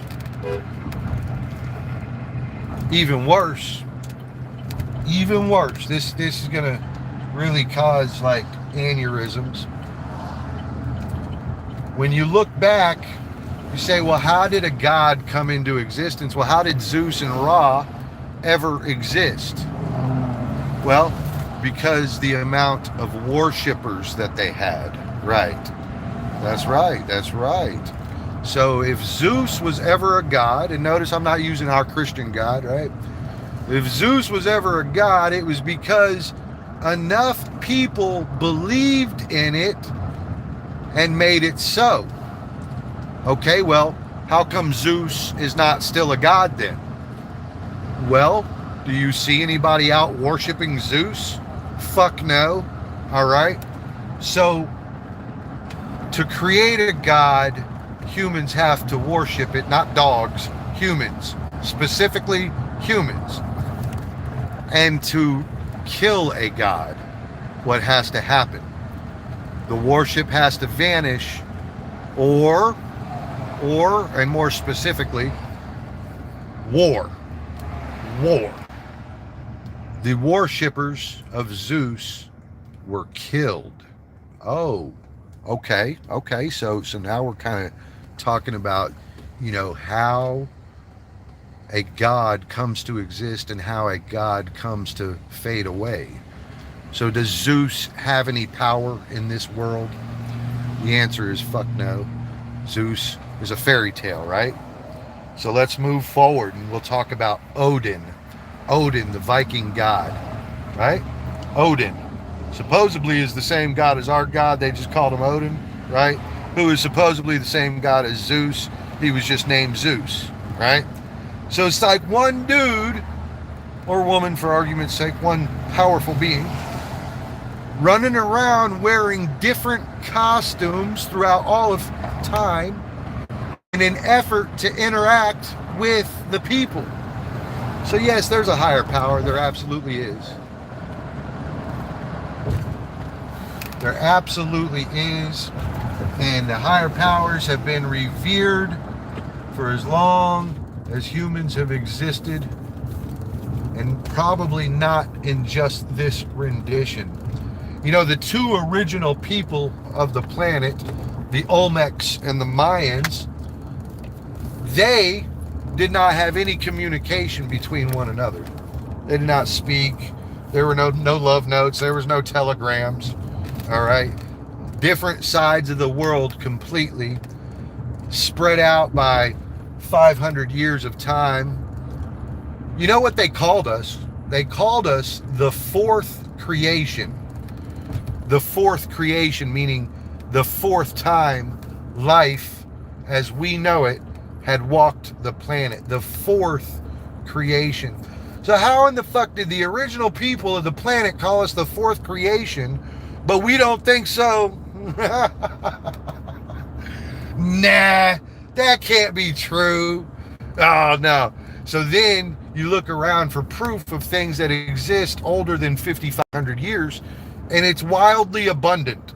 It's everywhere. You got Göbekli Tepe, which was a sophisticated monolithic structure built 13,000 years ago. You got them looking at the Sphinx, and at the base of the fucking Sphinx is water damage. They're like, well, when was this much fucking water here? Well, 18,000 years ago. So like the Sphinx just appeared, right? It wasn't humans, right? No. Right? Now, it might not have been humans. It might have been reptilian men, right? But the idea that we are only 5,500 years old is complete malarkey. It is absolute fucking malarkey. And guess what else? That desert was a tropical rainforest filled with water and oceans. And now it's a desert. All right, but 20,000 years ago it wasn't. Isn't that amazing? Isn't that amazing? And 20,000 years ago, guess what? Somebody had to build the Sphinx. Bro, that is not an easy thing to do. So we're talking about advanced building tactics, right? Which doesn't come from some fucking Neanderthal, okay? It just doesn't. I happen to believe that the Mayans found pyramids. I don't think they built them. I think they found them and added to them. Some of them were built by them, but they got the idea from somewhere, right? And then you can look back even further and say to yourself, well, how come everybody all over the globe in the first like 2,000 years were all building pyramids, but none of them knew each other? They just magically built pyramids along the equator of the planet for no fucking reason. For no reason. Does your house look the same as my house? Fuck no, it doesn't, does it? So in other words, you would never build something identical to what I would build. So why did they? Isn't that something? How is it that they, spread out by thousands of years and thousands of miles with no communication to one another, built identical structures? I ain't talking about brick for brick identical, but it sure had the same result at the end, didn't it? A fucking pyramid, right? Just wild stuff that nobody can explain, yet we can definitely say that our God's the right God. And I'm looking around like, have y'all lost your minds, bro? The infinite amount of knowledge that we don't know is unmeasurable, and we can't even say that shit. We can believe it, but we can't actually live by it, because to do so would discount structures that are 12,000 years old. Like, who built that thing? Why does it have lizards on it? Like Göbekli Tepe. Like, oh, look, dude, nobody ever has to believe any of this shit that comes out of my mouth. That's a straight luxury. But guess what? I didn't create it. I read it, and I am regurgitating it to you. Justine, how are you, ma'am? Thank you. Justine, you know what? You are so sweet. You know that? You are such a sweet person. That is very hard to come by. Thank you so much. I'm sorry I didn't see you there. Dave, how's it going, sir? You guys have entered during my ramble. Angel, let me get you fixed up. My ranting is not over yet, but I can take a pause. It's very true. It's very true. And it's not an effort to say that God's not real. It's not that. And I don't want it to be portrayed as that either. But it is to say that our interpretation has been not only changed from its original, but it is also the very last one. So why was there 70 other interpretations of gods? Well, because there were 70 other major societies throughout 5,500 years. You got Romans, you got Greeks, you got all of these things. And there are some wild other things that maybe you ladies won't enjoy me saying, but I'm gonna say it, all right? For what we know of humanity, 5,500 years, guess what? For 200 years, women been out the house. Whoa, shots fired. For 200 of 5,500 years, women been out the house. Now, guess what, ladies? I'm giving you about 100 years. So it was about 1925 or something when y'all really started getting your own deal, and you could do your own checkbooks, and you didn't have to be like really attached to a dude like that, right? But for 5,300 years, look how far we got. Look what we built, bro. We went from fucking villages in the fucking woods to castles. We went from castles to kingdoms. We went from kingdoms to countries. Look at what all we built in the first 5,300 years. Who is to say that shit is wrong? It's not wrong. Men are the slaves to the planet, and women provide the men. So without the men, the planet has slaves. Like it's just 1 + 1 = 2 type shit, bro. And so to me, the men have not quit doing their jobs, but you ladies,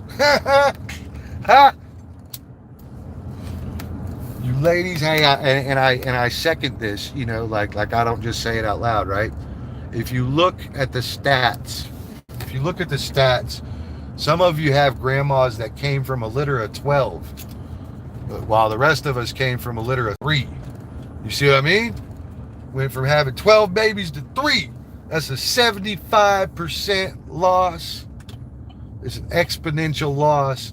And if that continues, there will be nobody to build the world.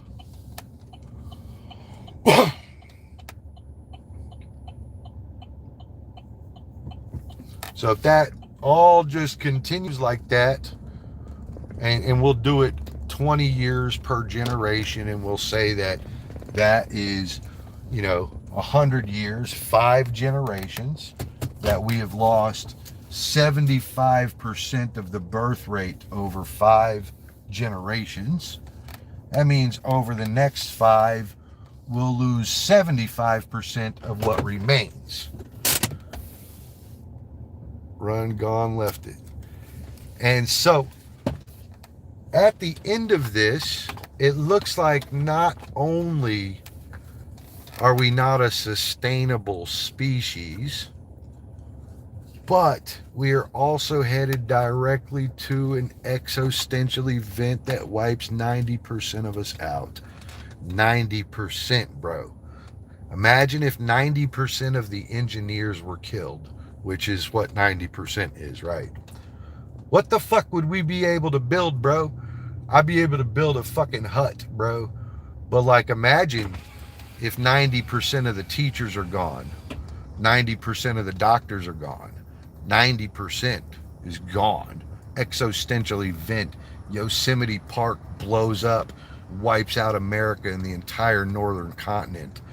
What will we be able to do? Not a fucking thing. And guess what? Guess what? Guess what happened 6,000 years ago? Somebody tell me. The flood. Guess what happened before that? We don't know when or whatever, right? But the Gulf of Mexico is a perfect fucking crater. Right? It's a perfect crater, bro, because it got hit by a fucking asteroid. And what happened before that? A fucking volcano melted half the planet. And what happened before that? An ice age. So we have all these things that we know or quantify as planet killers. Planet killers. 90% of life lost. All right, so all this crazy stuff that we've talked about, I submit to you, we are the aliens. We are the extremely advanced species that built pyramids. We could move pyramids back in that time frame. We could move blocks still. But guess what? We have been wiped out over and over and over. And every time we get wiped out, we lose 90% of our technology. And we start rebuilding. And then just sure as shit, like the sun comes up, we get wiped out again. And then we start rebuilding. And this cycle is a never-ending cycle. It has never ended. It has always been. And let me tell you, they found human bones alongside dinosaurs now. These are things. MG, what's up? Hello, Au. Hello, Justine. There will not be any Google to search for anything, either for those that are left behind to figure it out. Exactly, MG. Let me get you hooked up here. Exactly. 90% loss. So when I say humans are the aliens, hello, MG, man. ¿Qué pasó? When I say humans are the aliens, I need to be able to justify that a little bit, right? So look around. You got spiders, you got bees, you got insects, right? You got fish, you got sharks, you got dolphins, blah, blah, blah. You got birds, you got squirrels, you got rats, you got dogs, you got ponies, you got horses, you got tigers, you got cows, right? Every species has a role or something that they do within the symbiotic circle of life. Every one of them. Insects, the bees, what do they do? Well, they pollinate, right? Blah, blah, blah, right? What do the fish do? Blah, blah, blah. What do the bottom feeder fish do? Well, they fucking clean the bottom, dude. Like, what do you mean, what do they do? Right? So every species that there is has a role. Spiders help keep bug control down. Without the spiders, the flying insects would go wild. All right, so it's just on and on and on. Dolphins keep the sharks in check, bro. Whenever the shark population gets too big, the dolphin population starts growing, and then all of a sudden a hammerhead comes out, and then sharks can hunt dolphins. Then, all right, and then when the dolphin population gets too big, well, what happens? A giant version of a dolphin happens called an orca. Yeah, yeah, yeah. You see. So every species has a role, and I submit to you that humans do not have any role. We do not have any role whatsoever. All we do is fuck things up. All right, and I don't mean like the automotive store right here is a fuck up, right? That place that fixes cars, it's great, right? This Benbrook Cafe, it's fantastic too, right? I ain't saying it's a fucked up. I'm just saying it ain't natural, bro. And the whole earth got fucked up to put it there, right? And so humans don't actually have a role. And now we are learning that humanity is a minimum of 325,000 years old. Like the oldest bones that they've found are like 225 or 325,000 years old. They done found them with fucking dinosaurs. They're digging them up in all sorts of places they ain't been digging. All right. So let me ask you this. If we landed here as an advanced civilization 500,000 years ago, and then an asteroid big enough to leave a crater the size of the Gulf of Mexico hits the planet, wipes out 90% of everything, turns the planet on its side, and sends it into an ice age, right? So now, not only is 90% of the life already fucking dead from the snap, the cold snap that would have taken place, right? It would have hit like a wave. It would have froze you in place, right? That's how you get perfectly frozen dinosaurs that look like they were cryogenically frozen for us, right? And so the snap, the cold snap would have been so brutal, everything died, insects, plant life, everything coated in ice. Ice builds ice. And so to make it through, we have our 10% of the humans left. To make it through this, we turn into Neanderthals. We have lost basically everything that would ever be considered a technology. We barely can hunt food, but we figure that out really fast because we do have brains, right? So we turn back into a Neanderthal species, and over the next 20,000 years, we build up again.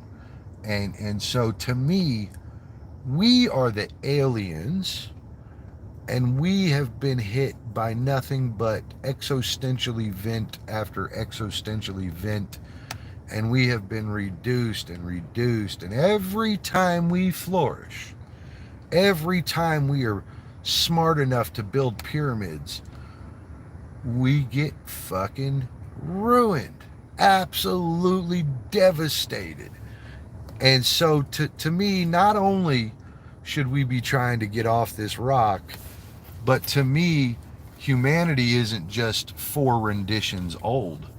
4.5 billion years divided by 20,000 gives you somewhere in the neighborhood of how many instances humanity could have came to be. But we don't know, and we also don't know some other things. We don't know that all life is basically as we know it. It would have always been humans. Well, we don't know if it was reptilian men. We don't know if it was fucking mermaids. We don't know. We don't know if it was walking fucking squirrels that spoke. We just don't know. And so we look back through history and we see things that people chiseled into the side of the wall like a reptilian man with a bracelet and a purse. What? Are you serious? So through all of this, we also have things that I wouldn't deem would ever make it 5,000 years. So do you think the story of Pinocchio makes it 5,000 years?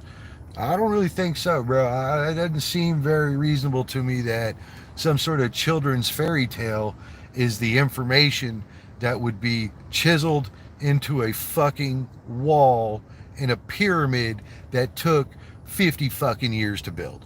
Is that just fucking me, or is that just stupid? That has got to be the stupidest fucking thing I've ever heard of. Well, those were just legends. Oh yeah, it was mythical stuff, right? Like they just fucking typed it in the side of a wall, and that wall was built to make it 5,000 years, and the greatest structures that they'd ever been able to build. They went in there and they put Pinocchio on the wall. That's what they did. It didn't make any sense. It doesn't make any fucking sense. And so, to me, we don't know what we don't know. Mm. You know, they found that fucking maze out there. A lot of the Egyptian books had been talking about this giant fucking maze, and right now I can't tell you the name of it, but you can go look it up. Egyptian maze just found or some shit. Make your Google search apparent, right? Well, it was in the books the whole fucking time, and they're like, nah, it doesn't exist. They're just fucking blowing smoke, bro. This book is bullshit. This book made it 5,000 years. It's bullshit, right? Then they fucking found it. And lo and behold, it's the biggest fucking thing on the planet, right? Like, nobody has a maze this size, right? 1,000 entries or 1,000 doors or some shit, whatever it is. This stuff is so mind-boggling. Like, we don't believe in dragons, but everybody on the planet talked about them. Like, this doesn't make any sense. Well, just because we hadn't found their bones doesn't mean that they weren't the remnants of dinosaurs. And of course, it's going to be hard to find, something that only 50,000 of them existed on a planet this size. Like that's not easy, right? They weren't even supposedly grouped up. So all of these things that we somehow can't prove, we disbelieve. We disbelieve.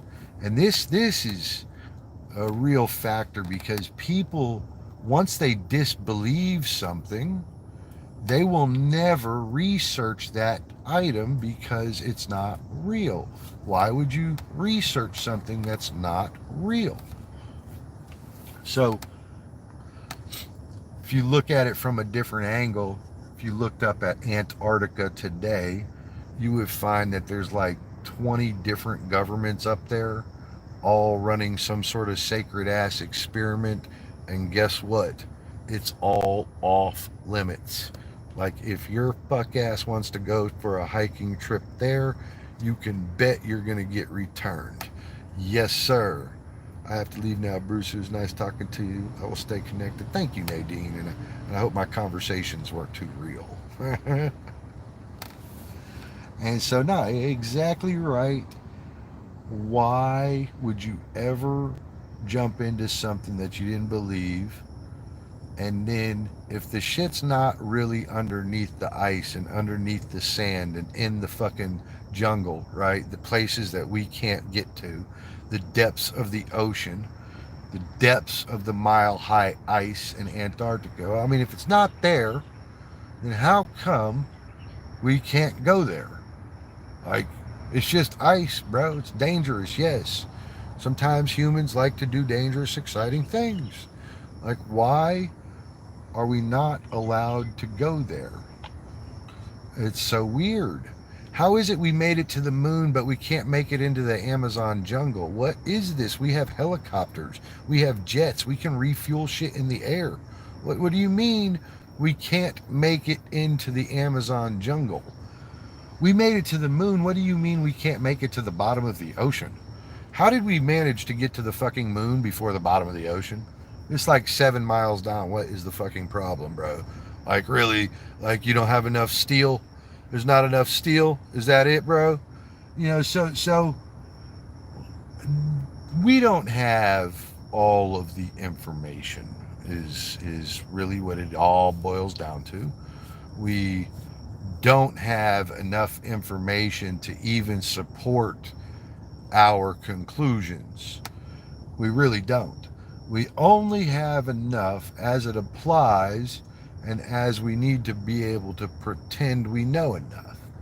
And so they teach all these things in school, but you constantly see them being changed because we've learned new information. So we need new textbooks. And so it's on and on and on. What we do not know today, we will know tomorrow. And that's it. That's it. We are the fucking aliens. That's cool. I'm good with it. Life as we know it is not based on water, sun, and fucking, oxygen. All right. Because if you go to the bottom of the ocean, there is no goddamn oxygen and there is no fucking sun. And the pressures are so far beyond what our life can handle. But other life is there. Holy shit. You could find it in deep, dark caves too that nothing should rightfully be able to live in. Limited oxygen, no light. And there they are, spiders, just chilling. How the fuck does a spider survive in a fucking cave without any food? Oh, because there's other things to eat in there. Interesting. That's interesting. So life as we know it isn't actually based on our parameters. But I will say this. There are 7 trillion billion stars out there. And if our sun has the ability to create a planet that supports life, you can bet your ass there's another one that has life on it. 7 billion trillion stars out there, 10% of them even having a planet close enough or far enough away that it would produce life, is an infinite number that we can't wrap our mind around.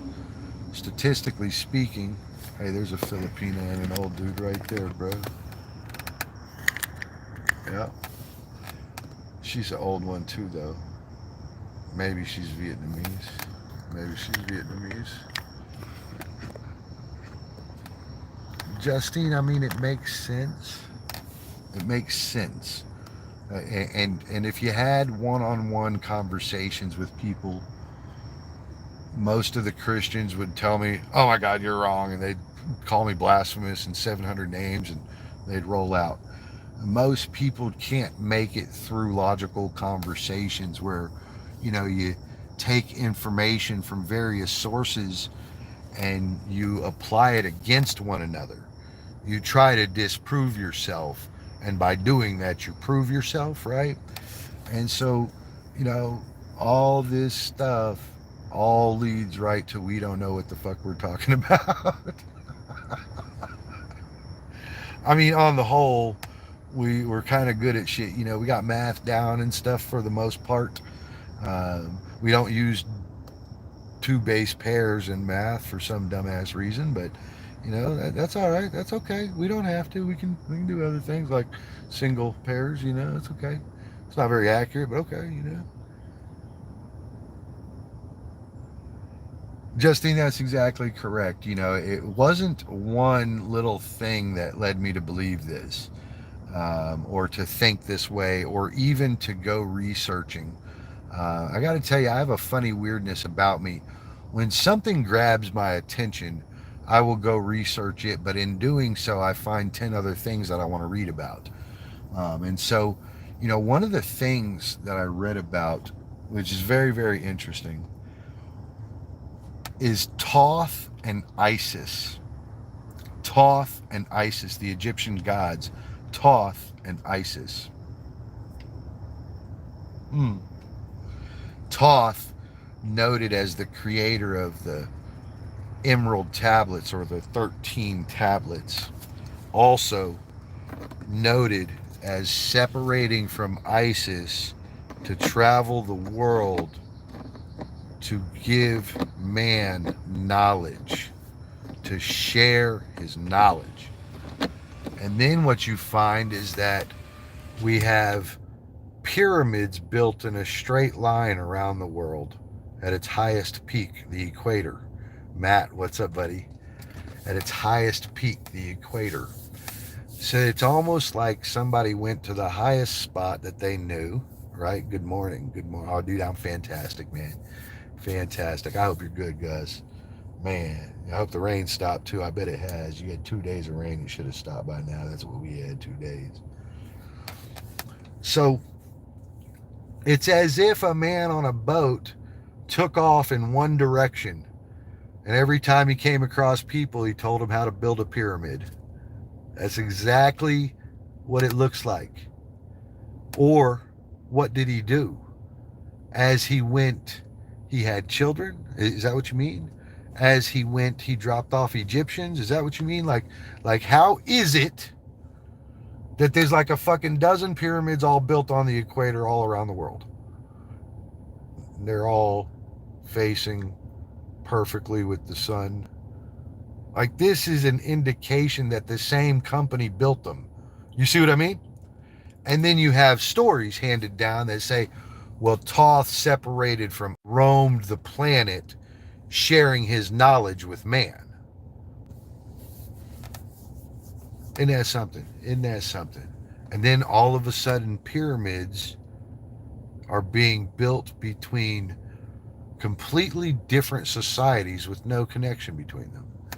And so to think about any of these things, you have to think about the next thing that kind of it leads to, so to speak.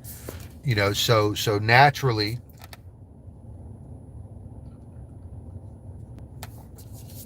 if you look and you say, well, somebody must have shared the information because everything was built the same. You have to look back and look for somebody doing that in history, in some book somewhere. And what do they come across? Thoth and Isis. Thoth and Isis. Apparently, you know, and Egyptology is not the oldest. Hinduism, I believe, is noted as the oldest. And good luck with that one. Good luck with Hinduism. They will laugh in your face if you want to talk about Jesus Christ over there, bro. They will laugh, and they will laugh. Oh, dude, man, I haven't, but that's okay, dude. I'm never gonna admit to that shit. It's never gonna get me down. I'm never gonna fucking be like mad about it. I had a great week, and it was very productive. I got all my shit done, and it affords me the time to sit in a parking lot and talk to you guys about things I find interesting that if somebody would listen to me, I'd sit around talking about it all day. And so we come across Thoth, who apparently is supposed to be the creator of the Emerald Tablets, the 13 Emerald Tablets. Yes, it's exactly right. One thing leads to another. Now, you, me, and God can go read about what the fake tablets are. Now, how the fuck do you come across somebody that is apparently noted and named Thoth, who is specifically noted for sharing knowledge with mankind, who is specifically noted for creating the 13 tablets, and tablets have been found, and these fucking tablets talk about vibrational frequencies. What the fuck is that? That is, I can put enough bass tone into something that I can lift that truck right there. What? We don't know how to do that. What is this talking about? This isn't real. This isn't real. This isn't real. That can't be real. That's fake, bro. There's no frequency vibrations that lift vehicles. Well, fucking Thoth said there is, bitch. Like, what the fuck do you mean there's not? Thoth said there is. Well, Thoth wasn't real either. Well, why wasn't Thoth real? Well, because none of the Egyptian gods were real, because our Christian God is real. Bro, like, are you fucking serious? All of these things were real at the time they were written. And how does something that's fake like Pinocchio make it 5,000 years through history, bro? That is the stupidest fucking result you could ever have in any conversation. Well, it makes sense that that's just a myth. Well, it's a myth because you just said it, you jerk off. Like think for a moment, just a moment. I know, it goes against the grain, but if you think about it, how would you explain a dozen pyramids around the equator all over the planet with no ties? If the fucking Mayans knew who the Olmecs were, it would be said in their fucking literature. I mean, as it is, it says in their literature that they conquered the tribe next to them. So why wouldn't it talk about we met the Olmecs? That doesn't make any sense. That doesn't make any sense. But what does make sense is somebody showed them how to make a pyramid. That makes sense. That makes sense. And it's crazy the things that they don't want us to know. So they dug up a lot of the Sphinx, and what they found in their excavation of it is that it's got water damage all over, like the first 4 foot of it down at the bottom of it, right? It's got water damage. Water. So this thing was sitting there when that thing was an Amazon forest, when the entire fucking desert was covered in trees and water and birds and animals and a luscious, unaffected by man, beautiful, beautiful environment, right? And there it sits, pyramids. So underneath all that sand out there is shit that we have not discovered yet. We have not found it yet. We have no idea what's underneath that sand, bro. No idea. We don't know. We don't know how bad this rabbit hole is. Justine, she says the rabbit hole there. We don't know how deep this goes. We have no idea. We don't know if we're 500,000 years old or 200,000 years old. We don't know that we were actually monkeys before. We have renditions of Neanderthal humans. We don't have no in between. It's like we went from monkey to Neanderthal and there's no fucking in betweens. Why is that? Why is that?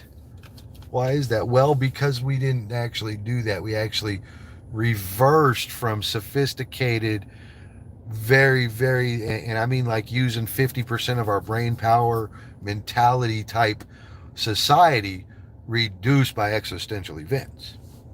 And so naturally we would reduce far enough down that because we're in an ice age, we'd start growing extra hair.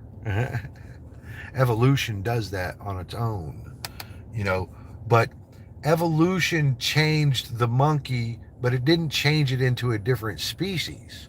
Evolution changed the horse, but it changed its size. Evolution changed saber-toothed tigers and turned them into regular tigers. Like evolution doesn't turn you into a different species. It makes you go from tadpole to frog. It's actually the same species.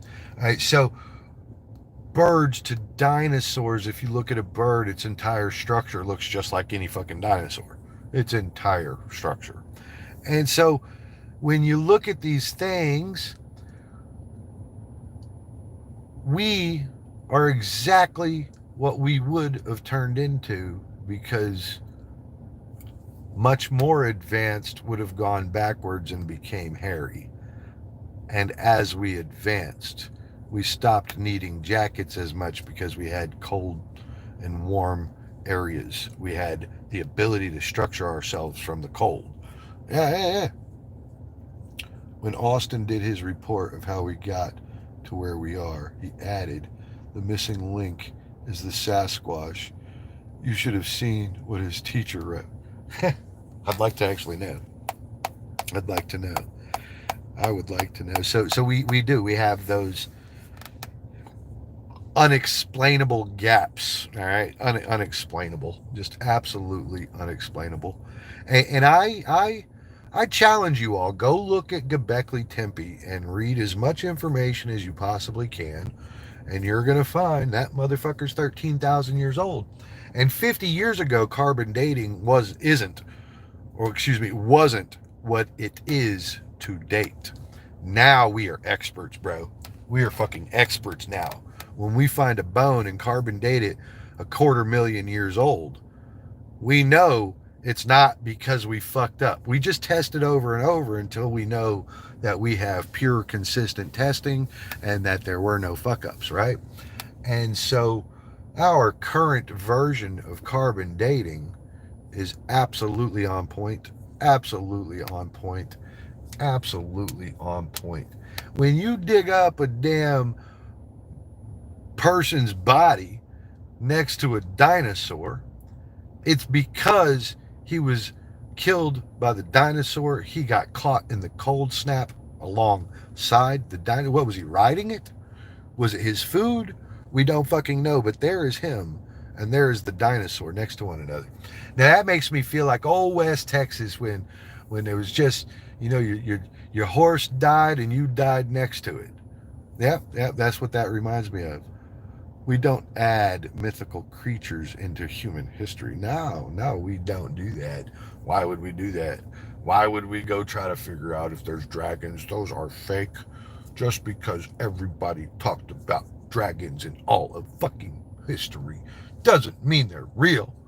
There's a figment of speech, a figure of speech, bro. They meant something else. Humans crack me up, dude. Humans crack me up, man. And to go against the scholars is to go against Rome itself, bro. Like, if you tried to go against Rome, you would be wildly, wildly super fucked. And I happen to think those cunts know too. Like, I don't know, man. If you get into the Vatican, bro, I think that they have ancient stuff that we ain't never seen before, bro. In fact, I'm pretty sure that they have like nothing but halls and halls and halls of ancient stuff. They use that stuff to establish they are the right ones, right? Hello there, we're flying dinosaurs. You see there? And so none of what we believe as accurate seems very accurate. Right? Just kind of my 2 cents there is that we have an idea. All right? We have an idea.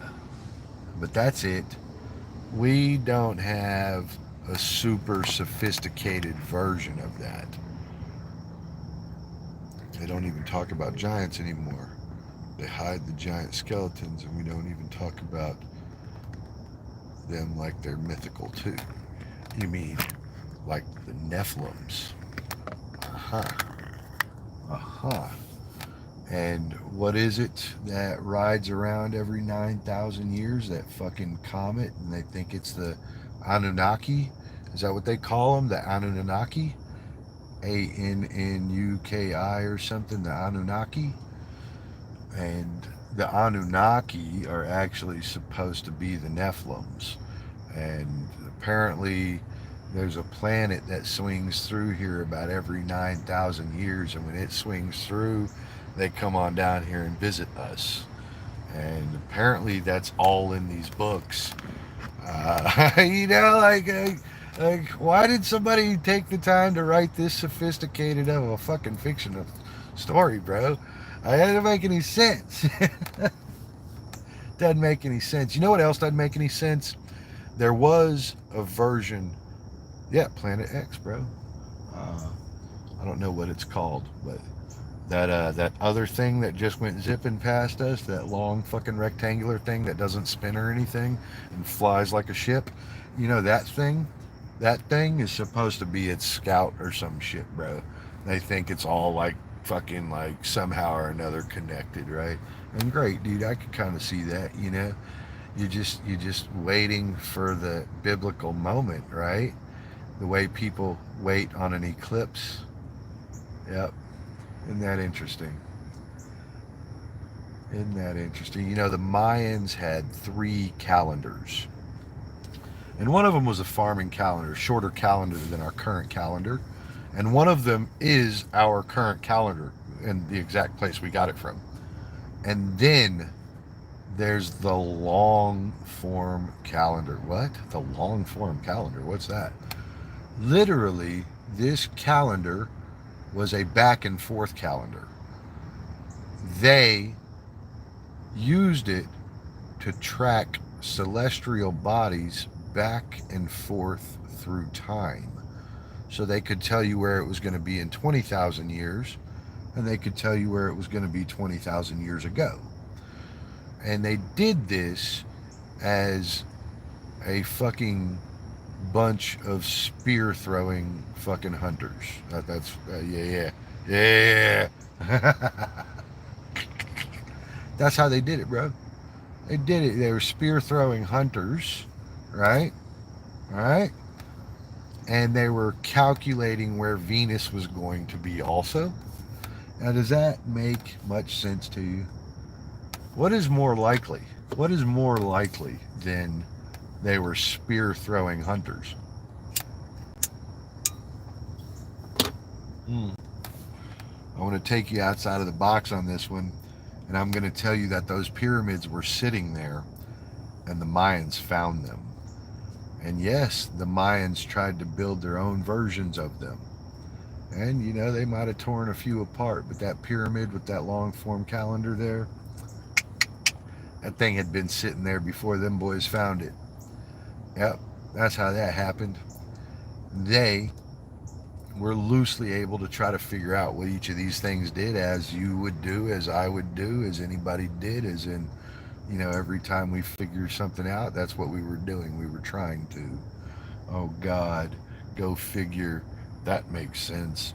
You know, so to me, and this is just me. We dig up that fucking Amazon rainforest, bro. We're gonna find some stuff, bro. A lot of stuff. The prevailing winds moved all that dirt over into one spot. Atlantis is covered by sand. Atlantis is real. It sits in the eye of the Sahara. Okay. So those of you interested, reach over to your little Google there. The eye of the Sahara.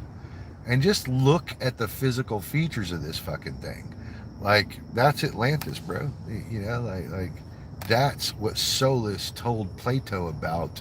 And Plato later decided to use that name to write a fucking story about politics. What happened to Atlantis? What happened to Atlantis? Atlantis was consumed in a flood. Atlantis was consumed in a flood, and guess where the sand ended up? Guess where the sand ended up? It ended up in that fucking desert over there. I mean, like, what'd you think was going to happen when the world flooded? It's going to move a bunch of dirt around. And if the world tilted or anything like that, the prevailing winds would now shift dirt to right there. All the trash in the wind ends up there. I know that seems wild, but the prevailing winds deposit something like fucking like 60 tons of sand over there every year. I don't know what it is. It's some crazy number. You can go look it up, man. You can go look it up. I read it somewhere, and that's why I'm able to say that shit out loud. All right. And so, you want to know where that desert used to be? You want to know where it used to be? Go on, take a wild guess where it used to be. The Grand fucking Canyon. And take a wild guess what we're starting to find in the Grand Canyon. Evidence of man from more than 12,000 years ago. Holy shit, dude. We can't make it around our own books. Like, I know that tidbit of information is in there, but we're not going to focus on anything nearing that sort of information. That doesn't make any sense. Why would we do that? what the fuck do people go around doing? Yeah, like, are we fucking serious? You can't help us because we can't help ourselves. Like, like we all want to help each other. We want this like peaceful life, but let me tell you, you might as well stop because like we cannot help ourselves. We can't do it. It's a clear indication that somebody else can't help us either.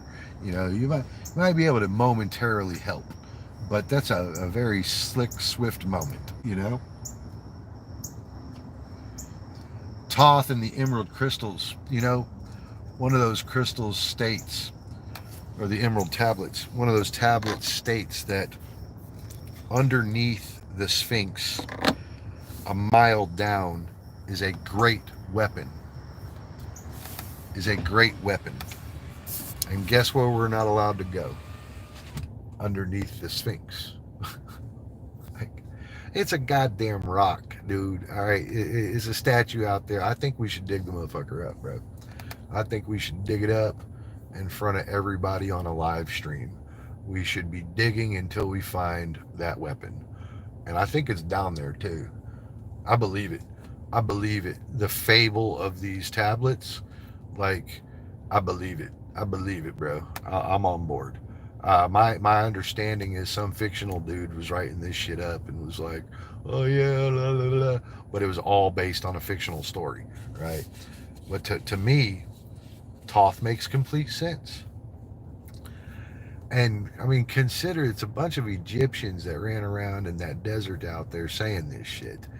I mean, how did those pyramids get there? Those Egyptians found them too. Like everybody found these things. Everybody found these things. The Great Pyramid is probably one of my greatest examples as well. It happens to be built identically to the way you push atoms together to make atomic energy or nuclear energy. It happens to be built just like that. In accordance with its pyramid shape, it is not in accordance with any other pyramid. So, all other pyramids seemingly depict a burial chamber in them. But the Great Pyramid doesn't. It does depict a singular chamber in it that you can get to via a very, very small shaft, like what would be our version of a maintenance shaft. And then when you get to this room, which is just an empty room, you have two drill holes, one that goes left and one that goes right. Hector, ¿qué pasó, amigo? Hola, hola, hola.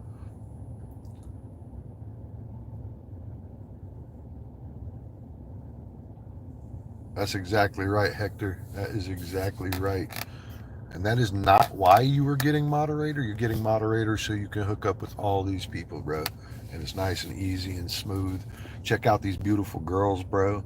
There's some beautiful women in here trying to say hi, and they have their own content and stuff like that. Look, don't miss out. You're exactly right. If they proved any of these things, it would destroy the fabric of mankind. It would absolutely ruin the fabric of mankind. We would all be crying, what do we do? We'd probably have riots. Fucking, there wouldn't be no more toilet paper, bro. Shit would go off the fucking hinges. The moment they prove that not only is Christ not the right depiction or interpretation of God, but also the Muslims didn't know what they were talking about either. Oh shit, son. Oh shit. You know, like things that hit the fan, right? So, back to this Great Pyramid. It's got the chamber room. Yeah, it's got a chamber. And it's got these two drill holes that are drilled in an angle leading up towards the sky. A fucking drill hole? Like what? Drilled to a precise room? What? What? A fucking drill hole. Yeah, hell yeah, bro. Of course. So a fucking drill hole, right? Now, if you look at it, just its general shape, it's basically a triangle pointing down, right? The downward tip would be the little cavender, the box room, and then the triangle going out. Right now, if you happen to look at how we make nuclear energy, we do it by pressing two atoms together from the left and right side into a small chamber. And when they collide in this chamber, it produces a big bang. Oh yeah. I don't understand how it is they didn't get that exact structure from that pyramid.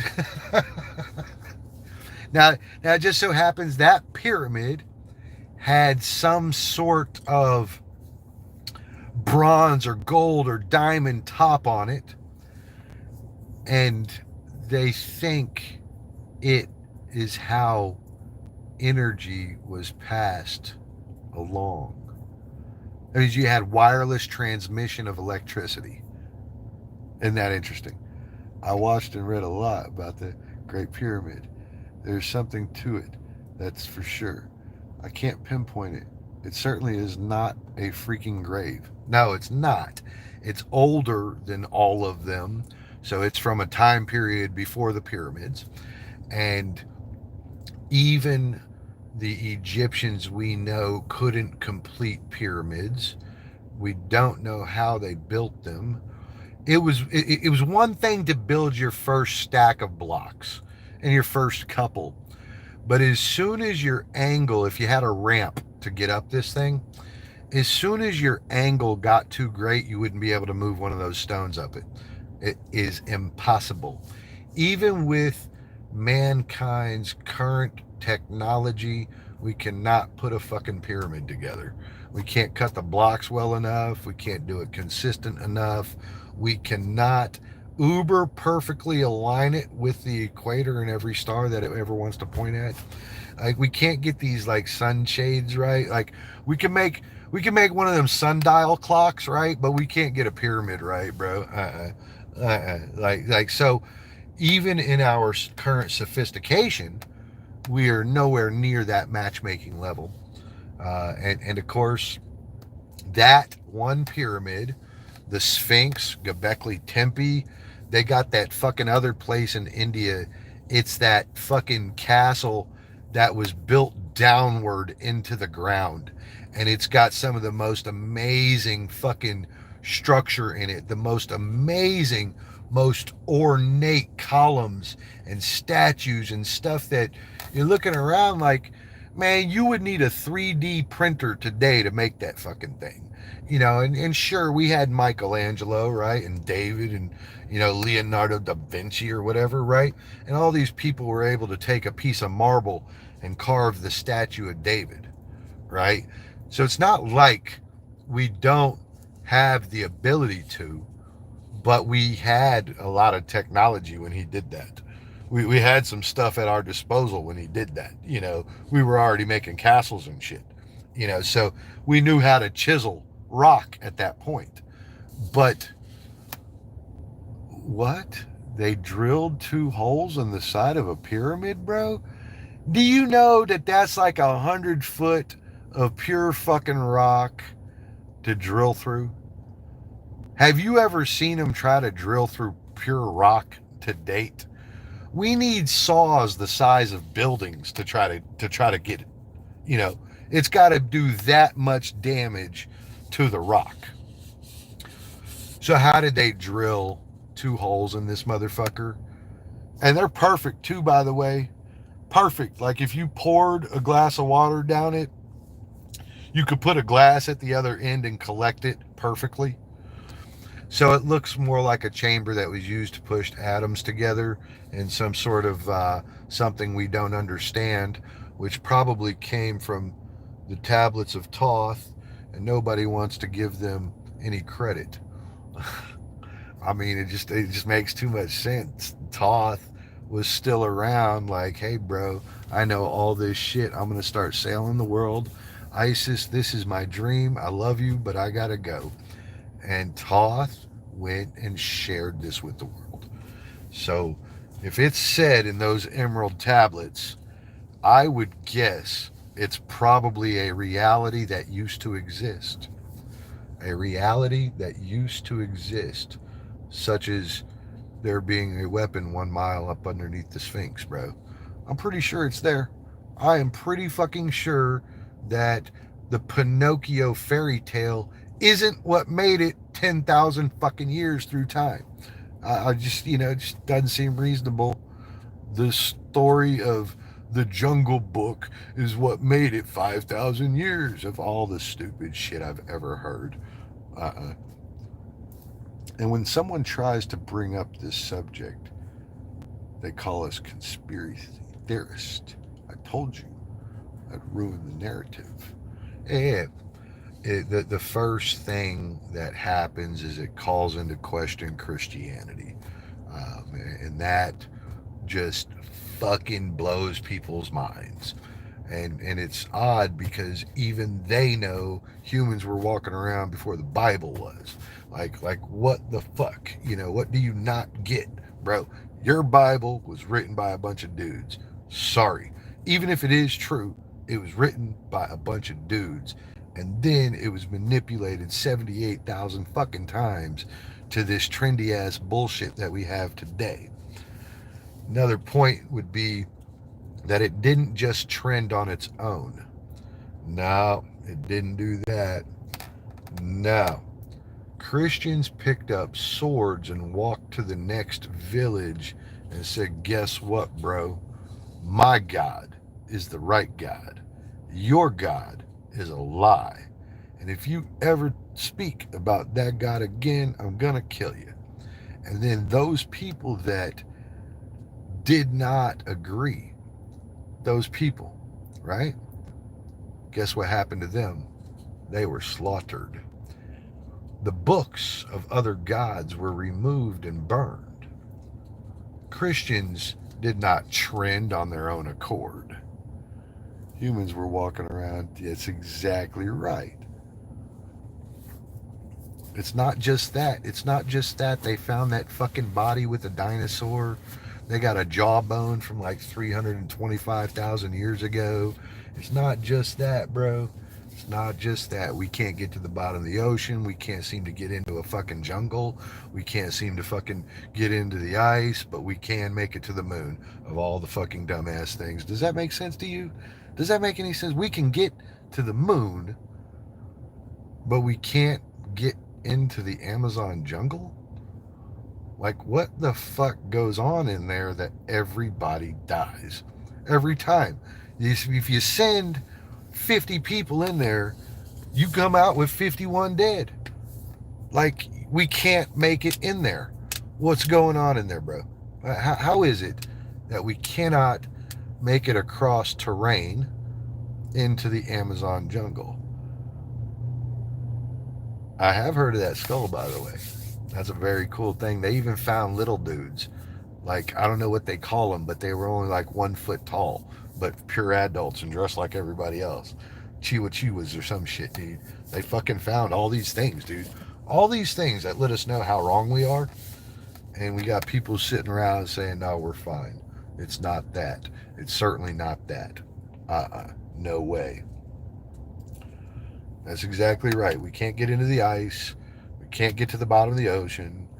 We can't do very little things. Have you ever heard of the Baltic Sea anomaly?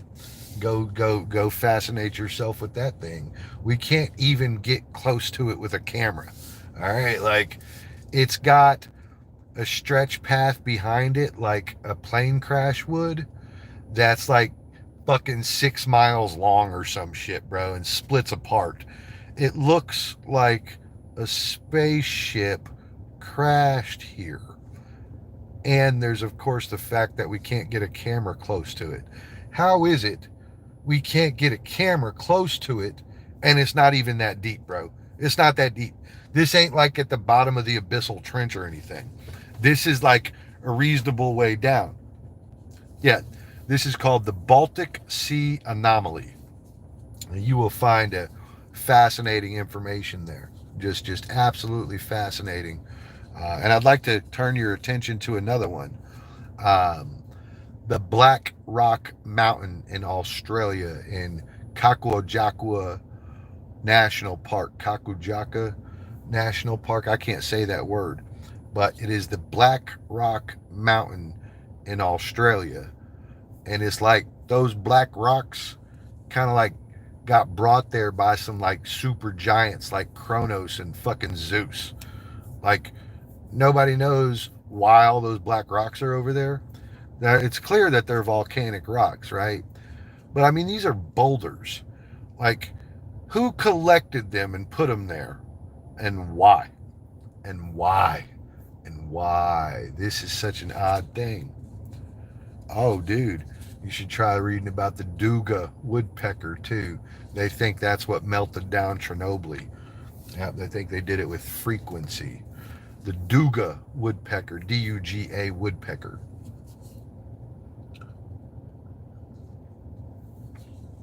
And while we're talking about it, what is it? The San Marcos Trench, that fucking hole in the earth that just goes and goes and goes. You know, that thing's a perfect circle. Isn't that interesting? Isn't that interesting? It's a perfect circle. So I am fascinated by these things, Hector, and every time I bump into one of these things, and now with AI, everyone will start to not trust the truth. Actually, I bet you could ask AI about some of this stuff, and it might give you some worthy answers. Um, stuff that's well beyond my ability to answer. And guys, I got to tell you, I am not the smartest cookie in the fucking jar. Like if I am coming up with these conclusions, how is it that regular people with big brains aren't?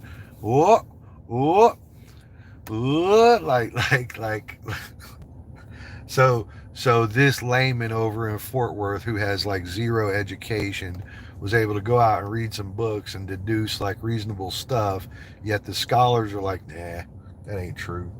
That ain't true. You know why the Vatican holds on to all that shit like it's gold, right? You know why they won't let nobody see it, right? Because that is where all the proof lies that they are not real. Oh shit. Oh shit. You mean the Roman Catholics are not real? What? What? I mean, they're real, and yeah, if you got enough followers, anything's real, bro. Anything's real. It's just like we discussed. We know how to bring a god into existence, and we know how to kill a god. All right, all right. We know how to bring Odin into existence through worship and many Vikings. And then if you kill the Vikings, what happens to Odin? Oh shit. You mean to say nobody worships Odin today? Well, there's probably a few people, probably people like me out there talking about Odin. There's a really, really, really good series that I think you guys should try to get your hands on, and it's kind of hard to do that. It's called American Gods, and there was, I believe, 2 seasons of that, and you should hear their depiction of gods, um, and just the way that they do it. And in that particular story, it's Odin versus the new gods. So Odin is still trying to retain his power, but new gods, and they have new ones like the technology god. Like, so everybody that's like praying to the TV every night is actually praying to this god, right? And so it's a very, very, very fucking cool series. Very cool. Very cool. And so they have some depictions of the old gods, right? And what was that sex god? What was her name? Cleopatra or something? I don't think that was it. There was a different one that was the actual sex god, right? So they got like a depiction of this bitch, right? And everybody she seduces, like while she's doing them, and it shows this and it's fucking crazy, she sucks them up into her pussy. I swear to fucking God. I swear to God, she's riding this dude, and he's like, and his body starts getting smaller, and he's like, and she sucks him right up in her. And that's how she retains her power. is such a fucking weird series. Definitely something to go look at. Definitely something to go look at. Very interesting conversation, guys. Very fun. Very fun. That's exactly right. That's exactly right. Stolen power, too, as far as I know. I don't think those armies were actually hers. I think she murdered her brother and obtained the armies. I think that's how that went. I'm pretty sure that's how that went. I don't know the exacts there in my mind. Justine, if there was ever a really cool series and a reason to watch TV, that might be it. I mean, you can do it on your laptop. There's nobody streaming that. It's a hard series to find streaming, so it might be one that you actually have to purchase, because it's not like on just Netflix or anything like that. You might actually have to purchase it, and on Amazon, fucking, they have the pilot episode and then they won't sell you the rest of it. And I think that's like because they don't agree with it and they don't want everybody seeing this shit. But, wildly enough, very, very, very cool series. And it kind of hints on some of the stuff we've talked about. And Hector, if indeed you do like to read a lot, a really fantastic book, Fingerprints of the Gods. Same thing with you, Justine. If you don't have a TV, I assume that's because you read. And so, Fingerprints of the Gods by author Graham Hancock. And I believe he has a secondary book to follow that called Mystery of the Gods.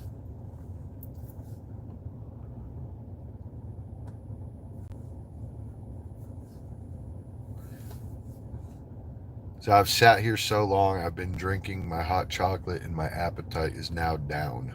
And it's 8 a.m., so getting close to lunchtime. And I think I'm gonna skip breakfast.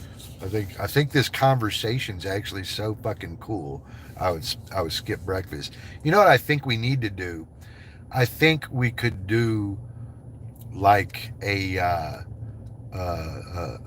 cooperation. What's it called? A collaboration, and we could really like go through this shit, and it might be pretty cool. We might get some views on that. Oh, dude, Graham Hancock's fucking awesome, dude. He is fucking awesome. I love everything about that dude. And that's a lot of my information came from that. So a lot of what you hear me talking about came from there, where I sparked, where my attention was sparked, and then I went and read more about it. And those of us that do like TV, I like kind of both versions. I own that book, Bruce. Yes. God, I used to speak with him at the expo, dude. That is fucking crazy, dude. And so, is that not fucking just awesome, right? And that man tells you, dude, we had maps from before Columbus and shit, bro. And we did. And when the Library of Athena got burnt down, we lost like half the world's fucking knowledge. We didn't lose a little bit. We lost half of the world's knowledge. Imagine that. Imagine that.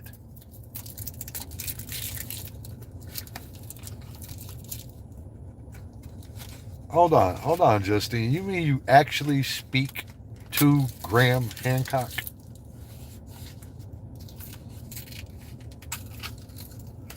You actually speak to him? So if you can put me in a room with him, I will give you like 6 blowjobs.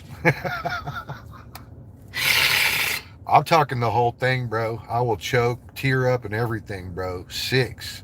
6. I'll swallow. No problem. You put me in a room with that dude, I will swallow. I will take it. Take one for the team. To be in a room with that man, that is something interesting. Wow. Lucky you. Lucky you. The numerical standards of the universe. 2 base pairs. 2 base pairs.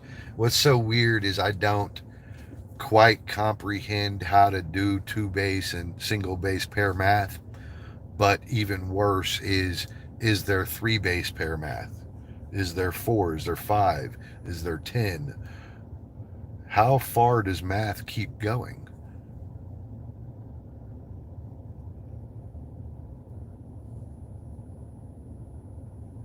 That's it. That's it. The younger dryas. Listen to this guy. I like this.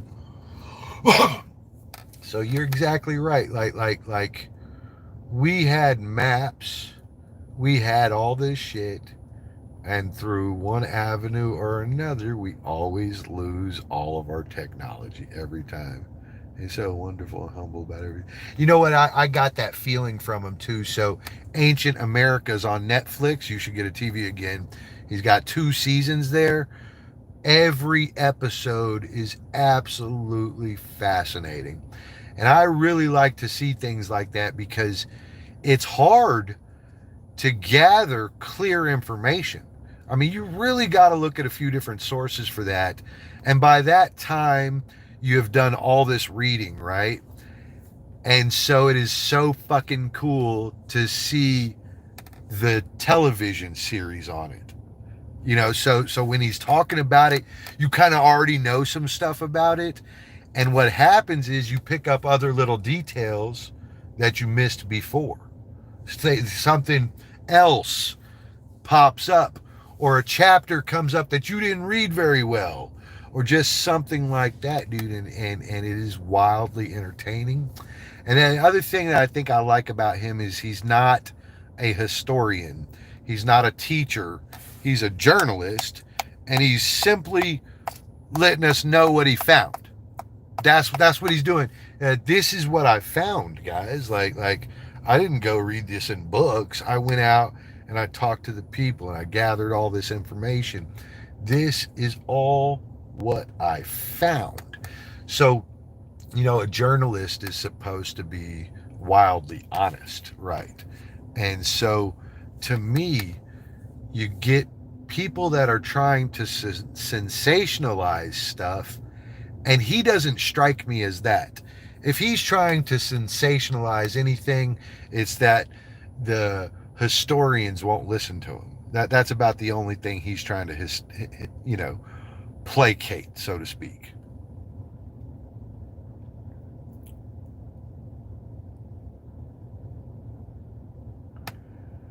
Oh, dude, Graham Hancock struck me different, bro. Struck me different. Now I happen to have some of my thoughts and patterns about like gods and things like that before, because I couldn't figure out, like, well, what is fucking Zeus on vacation?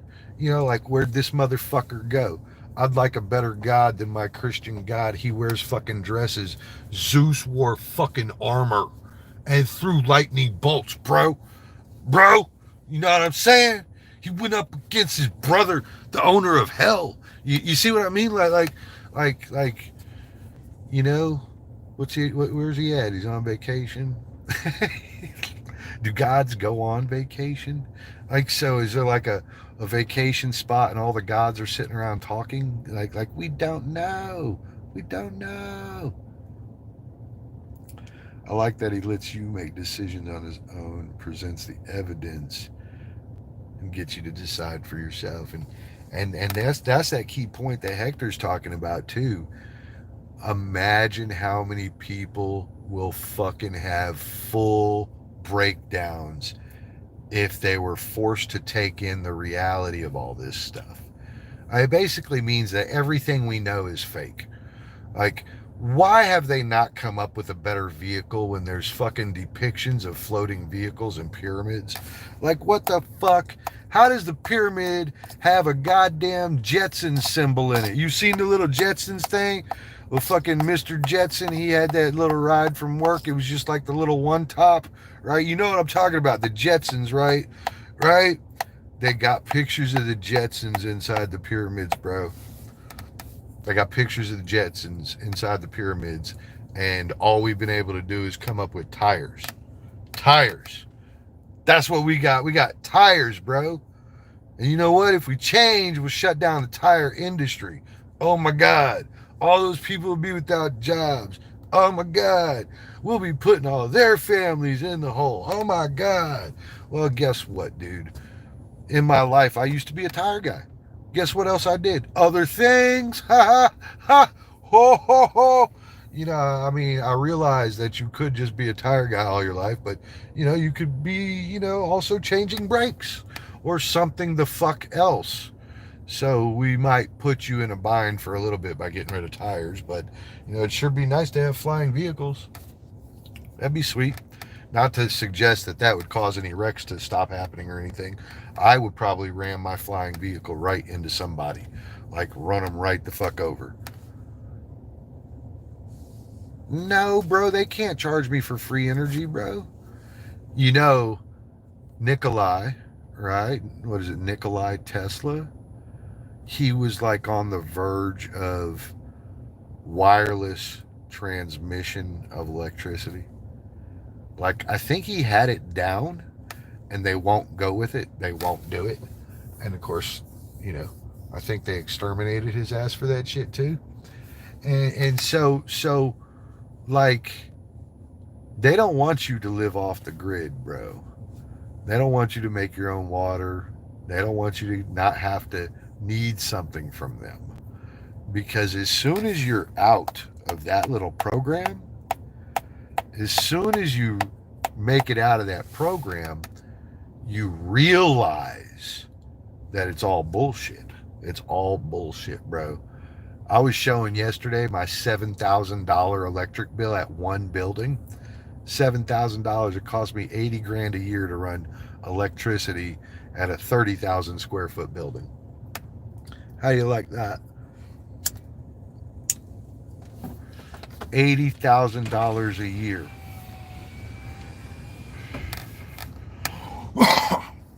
Fuck no, he didn't like it. It was going to ruin everything. That's the same reason why you're looking at vehicles, and sure, the shape of them has changed, but it's redundantly the same as it was 150 fucking years ago. It's redundantly the same. And hey, ask yourself this with a lot of other little products too, like, in your lifetime, has the shape of a gallon of milk changed? No, it hasn't. No, it hasn't. But the shape of all the Coke bottles changed, and the shape of all these other things changed. Well, but not milk, bro. We're not going to touch the milk industry. And how is it? This is a real fucker right here, Hector. This is a real fucker. See that truck right there? How is it, since the first truck to this truck, the price isn't down? Let me ask you something. You played sport as a kid, you know, when you first started, you sucked at it, right? And then day 3, you were a little better at it, right? And you can apply this to anything. It could be jerking your dick. It could be anything, right? But the first time you did it, you sucked at it, right? Right? Oh, yeah, Hector, I'll blow everything up, bro. 80K. Now I'm running a... That's a great observation, actually. So we are running a full-scale imaging center, a full-scale lasering center. Well, really 2 of those. We have full-scale, what you would call surgery. You know, this is elective surgeries like getting new tits, new ass. We additionally have a hyperbaric chamber, and it's 3 floors and 30,000 square foot of medical. So we are in like a D4 class as far as what we draw every day, or what our peak draw is. Some shit, D4 or something, whatever they fucking call it. Whatever they call it, so they can charge me more, right? So because they have to make sure X amount of energy is set aside or available to us at all times, even if we don't use it, we get charged as if that is the price point for it. So it changes our price point per the kilowatt hour, and then we get hit with 65,000 kilowatt hours, you know, and it's just insanity. I mean, I got sub meters in there and everything, dude. Every month I'm looking at this shit like I hate y'all.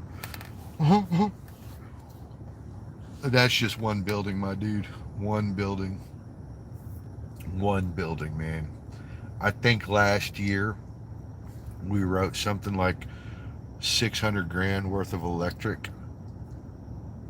And that's just the electric side, you know. We ain't talking about the water side. But yeah, here's my overall question. My overall straight up question. How is it we do nothing but get worse at stuff? Okay, so, take the vehicles for instance. How is it we're not making those more efficient? In fact, we're making them cost more. That is exactly ass fucking backwards. Sure, you can't even fucking get a car with a roll up window now. You cannot buy that now. You can't do it. You can't do it. You can't go do it. You have to purchase a automatic roll up window. Listen, dude, we can go on and on with this for hours. We'll definitely pick up on this again, but that's exactly right. The modern slave traded whips for paychecks. The illusion is that you can eat whatever you want to, and you can wear whatever clothes you want to. And, past that, you can also live wherever you want to. But God forgive you if you don't show up to work tomorrow, bro. God forgive you. Your ass will be stuck. If you do not show up to work tomorrow, you are fucking done. All right. Hector Justine, man, thank you for cool conversations with Bruce. I didn't think that anybody else thought the way I do. Maybe plenty of people do, and I just don't know about it. I sure hope they do. I think I'm right too, by the way. I think we are the fucking aliens, and I think this is what we would do on any planet. We would take over and just start building shit. I think we are the ones, bro. We are it for sure. We are it for sure. Yes, sir. Gotta be. All right, man. Have a good one. We are definitely the aliens.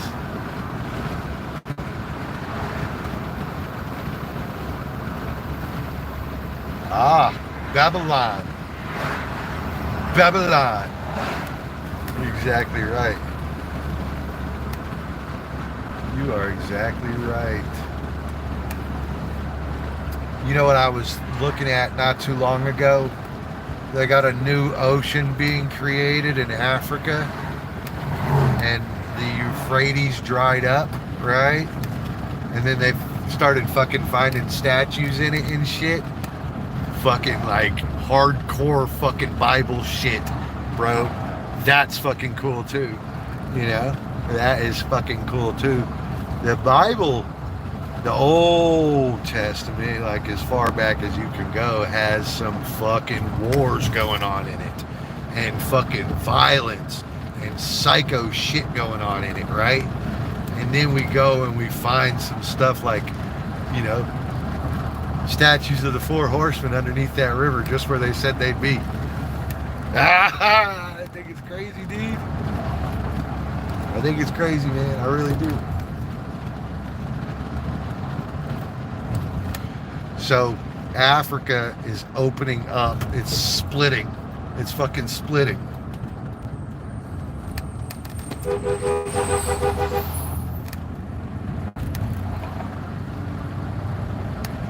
Sorry, I can't stand it when buses have to be in two lanes to turn left. Like what? Where did that come from? Semis turn left without having to be in two lanes, bro. Very cool stuff, guys. Very cool stuff. Very cool conversation. And it's cool to chat with people that are not super closed down. You'll notice when chats like this come up, like 3 people vanish instantly. Instantly, like I am never going to listen to this shit. I got to go. Bye. It's cool. Cool, I get it. I do. I really do.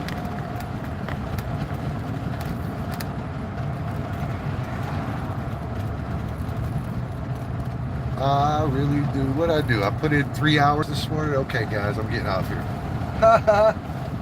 It's lovely to talk to you. Go ahead and start up your stream so I can come to your stream. Thank you for coming. appreciate the likes too. We got 25 likes, and that was on my relive too, by the way. So I already had some going. And, guys and girls, hold on, let me read that question. Do you know what really opened my eyes was the Book of Enoch? Yeah, that's the motherfucker right there, dude. That fucker right there. What really opened my eyes is knowing that all these fuckwads went in and softened it all, and they don't even mention it anymore. They don't even mention it anymore. In fact, those of you that don't have a Book of Enoch should get one now while the motherfucker's still around. And you should probably try to get the oldest version of it that you can find. That would be what I'd tell you to do. It might run you $500, but that's the one. That is the one.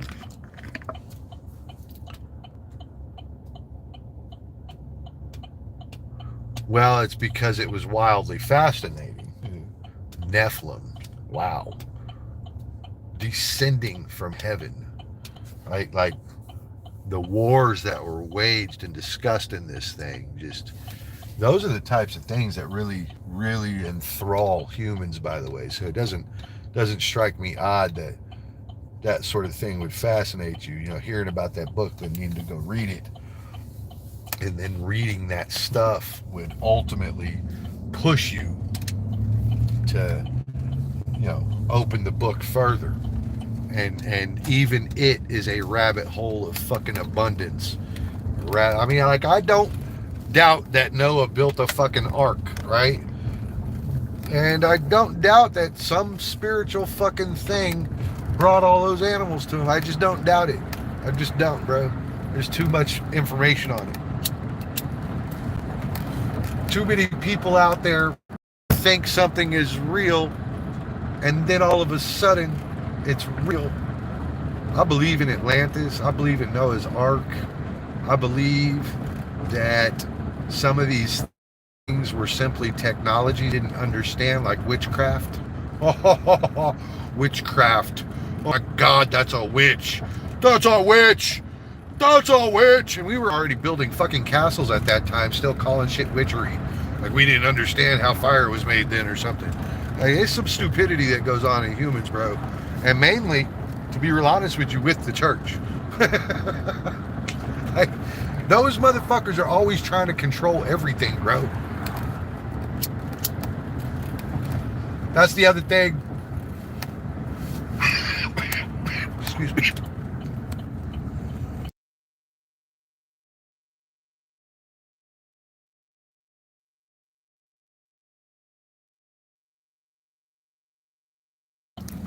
So, sorry, that's the other thing.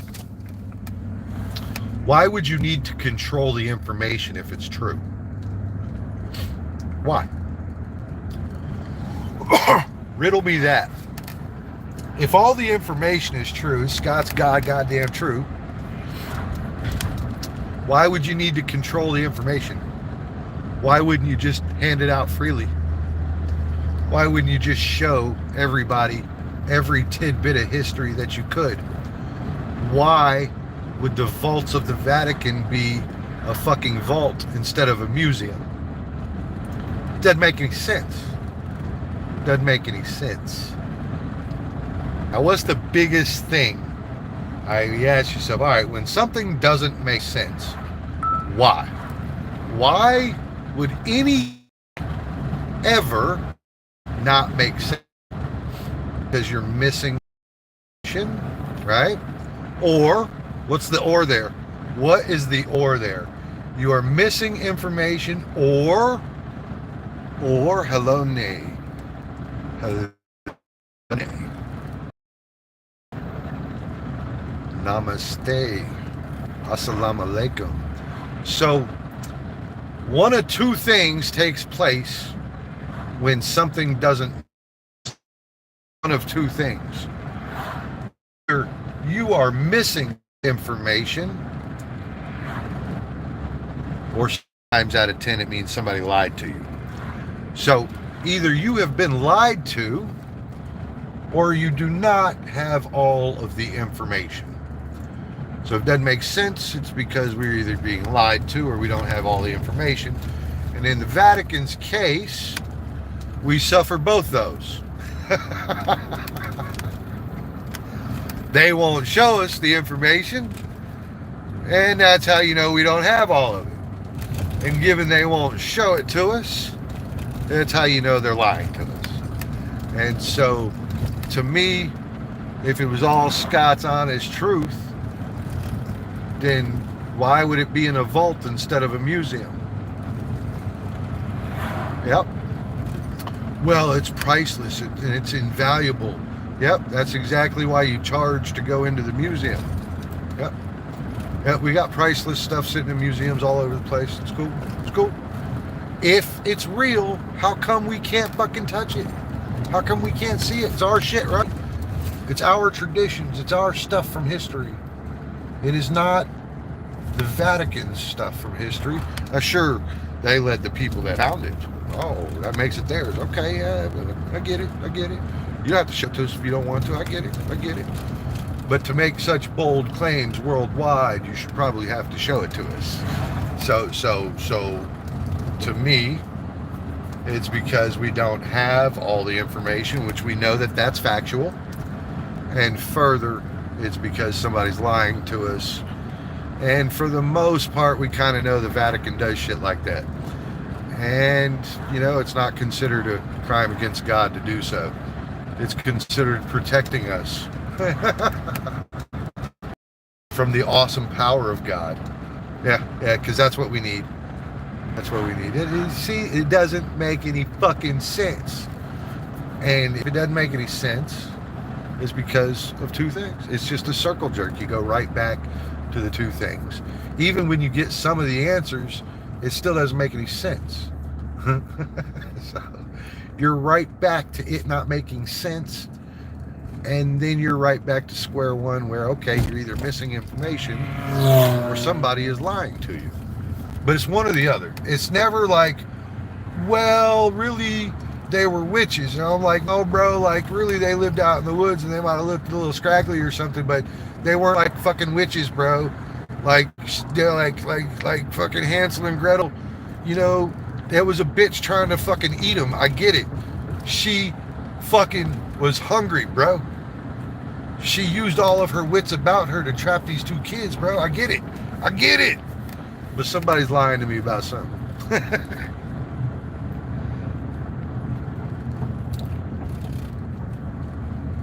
No, they wouldn't lie to us, bro. Why would they do that shit? No fucking way. Impossible. Impossible. Not even reasonably would they lie to us. So, I mean, the whole reality of it all is it doesn't make sense because of two things. And two, they can't, because the information itself is too powerful for us. Like as a civilization, they gotta warm us up to some of these ideas that there's aliens, right? They do so by releasing a little bit of the technology here, a little bit of it there, kind of controlling how they can create money from it too. And you got to keep in mind that it's not all that heinous. They need a lot of money to take care of us, as we certainly don't do it for ourselves. So we don't go out and we're like, okay, well, community, we need a school, so we're all going to build the school. What we do is we go cry to the government and we say, guys, we need a school right here. How come you didn't do this for us? You didn't do this for us. That's what we do. So yeah, they need all these wild ways to create revenue. So I kind of don't blame them. You know, like, we're not going to do it for ourselves. We aren't the reason this road is here. It's because the government made sure it was fucking here. We aren't the reason that this is a hospital district. The government made sure that a bunch of other stupid ass stuff in here in the middle of a bunch of healthcare stuff, so they could make sure that this area would continue being used by people that needed healthcare and didn't need to go to a roller skating rink. So a roller skating rink is not allowed to be built right here at all. at all, bro. You can't put a fucking bar right here. Good luck with that. You can't even get a liquor license right here. Distraction is real. I love being distracted. I think sometimes I'm like wildly hyperactive. And so, like, I have to have the distractions and I have to go on tangents about them too. I do. They are lying to us, Justine. Every version and every sense of the word lie is being used. But what are they protecting? Why would they need to do that? What is it that would be so fucking bad that we would break down as a society? You know, because what they're ultimately worried about is us fucking burning everything down. That's what they're worried about, dude. If we unify, we will burn the fucking house down, bro. They know it. You and me, we kind of know it. At least now we both know it because I said it out loud, so we know it must be true. Ha! All right. So wowzers. Like, what could it be that is like so powerful? And I think that's a good way to describe it. It is just absolutely so powerful that we can't fathom it. We can't be, shown this stuff because we will absolutely have a breakdown. What could it possibly be? The equation for eternal life? Vampires are real? What the fuck is it that is so fucking serious that civilization, society as we know it, could not possibly wither this information? That's how powerful this has to be. That's how strong this has to be. Good morning, Jack in the Box. How can I help you? Hi, good morning. May I order a number 28 combo, please? Sorry, what number? 28? 28? Yes, ma'am. And may I have a large Dr. Pepper with it, please? Large Dr. Pepper with it? Okay. Anything else? Do you guys do tacos this early? We have everything on the menu board. Oh, could I order 2 orders of tacos with no lettuce? You said 2 tacos, no lettuce? 2 orders of them, so 4, I guess. Oh, okay. So 4 tacos, no lettuce. Anything else? Yes, ma'am. I need to order a ranch and some hot sauces to go with that, and that'll do it. Say that last part. I'm sorry. A ranch and some hot sauces. Oh, okay. Okay, gotcha. Anything else? No, that's everything. 13, 17. Thank you. Thank you. Come on. Oh God, I am so fat this morning. I'm gonna eat that combo, and then I'm gonna fuck up 4 tacos with ranch and hot sauce.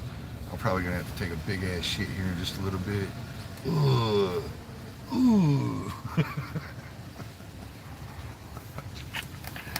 Oh my God.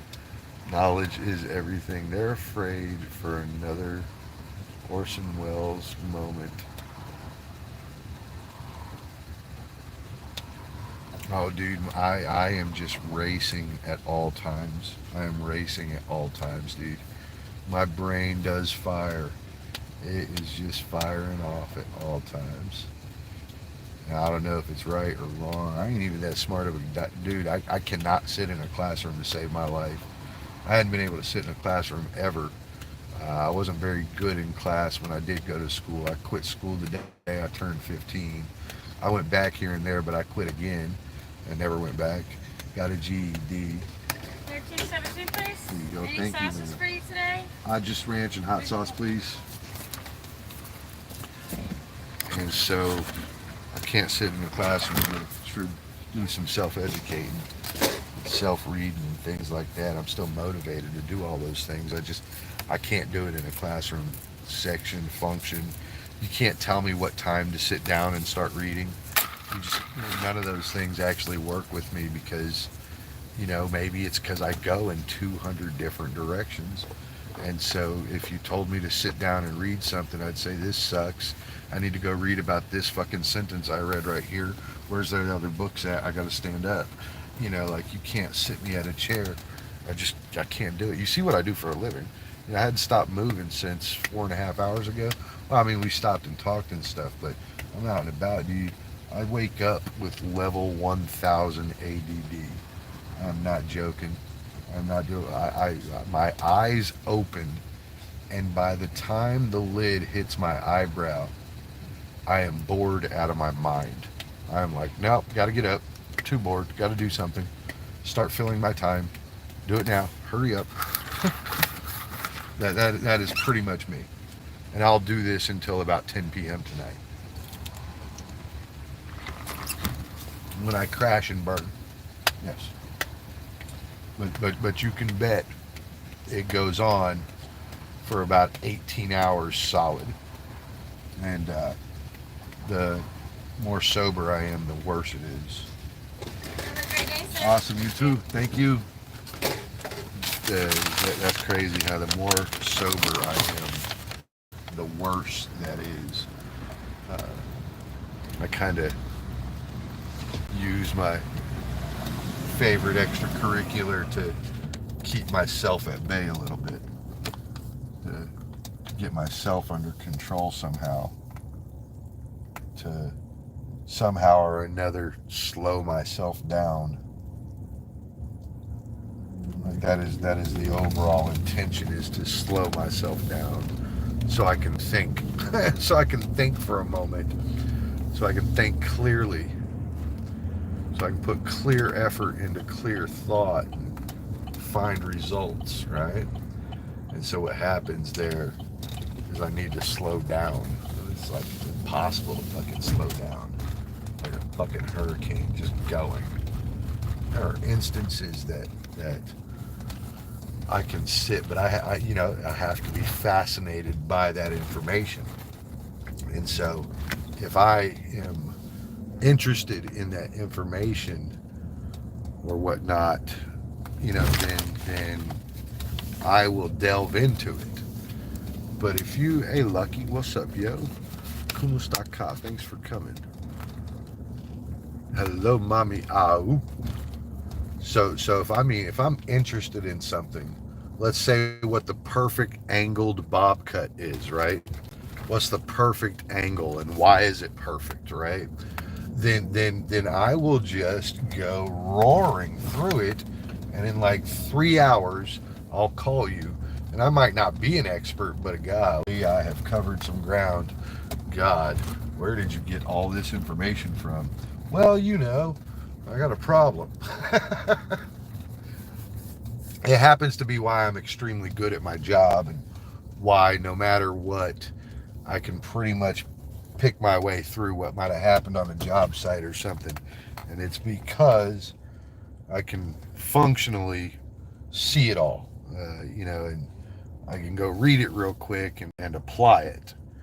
So it's not maybe so much as knowing everything about these buildings, so much as being able to read it, understand what they're saying, and then go apply it. Oh shit. I want to buy this parking spot next to me too, man. I'm sure all my neighbors are going to be pissed when they come out here and they see me double parking every night with 2 tags on my truck. They're going to be like, this fucking guy, fucking asshole. I'm going to be like, you could have done it too, bitch. I would have to leave a little thing, like a sun visor thing in my window that says you could have done it too, but you didn't. You didn't even ask. You're so considerate. What's up, mommy? What's up, yo? Did you catch our conversation today, mommy? Did you learn anything about Bruce today? Oh my gosh. Lucky I am home now. I am home. It's 8:30 a.m. I got, of course, emails and correspondence to do. And that's it. That's all I have planned. Seth is going to be over at Waterside in a little bit, and I may need to run over there and just kind of feel him out and see what he's doing over there, right? So I may need to do that. But as far as in the field goes, I believe I'm complete. Just for the now anyway. for the now. Not for the now, for the now. Ah, that's too bad. That's too bad. That's too bad, Mom. You have to wait till next time, you know? There's some thigh for you. How you like that thigh, bro? How you like that thigh, bro? Think that's a nice thigh, bro? You like that thigh? What about that, bro? So you just let it sit there. It looks like you ain't got no muscle. And then you just bam, bam, bam. Like, I don't know what happened. You don't always have to be like flexing.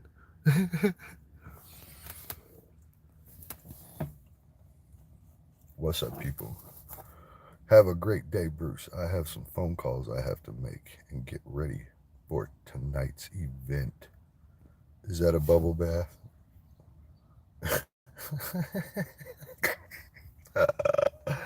There's a bubble bath on there. That's great. That's great. Um, Mommy She is doing bubble baths tonight. You have to check into her stream. Justine's very cool. It's a sweet lady. She's a nice girl. I like Justine. She's here in America also.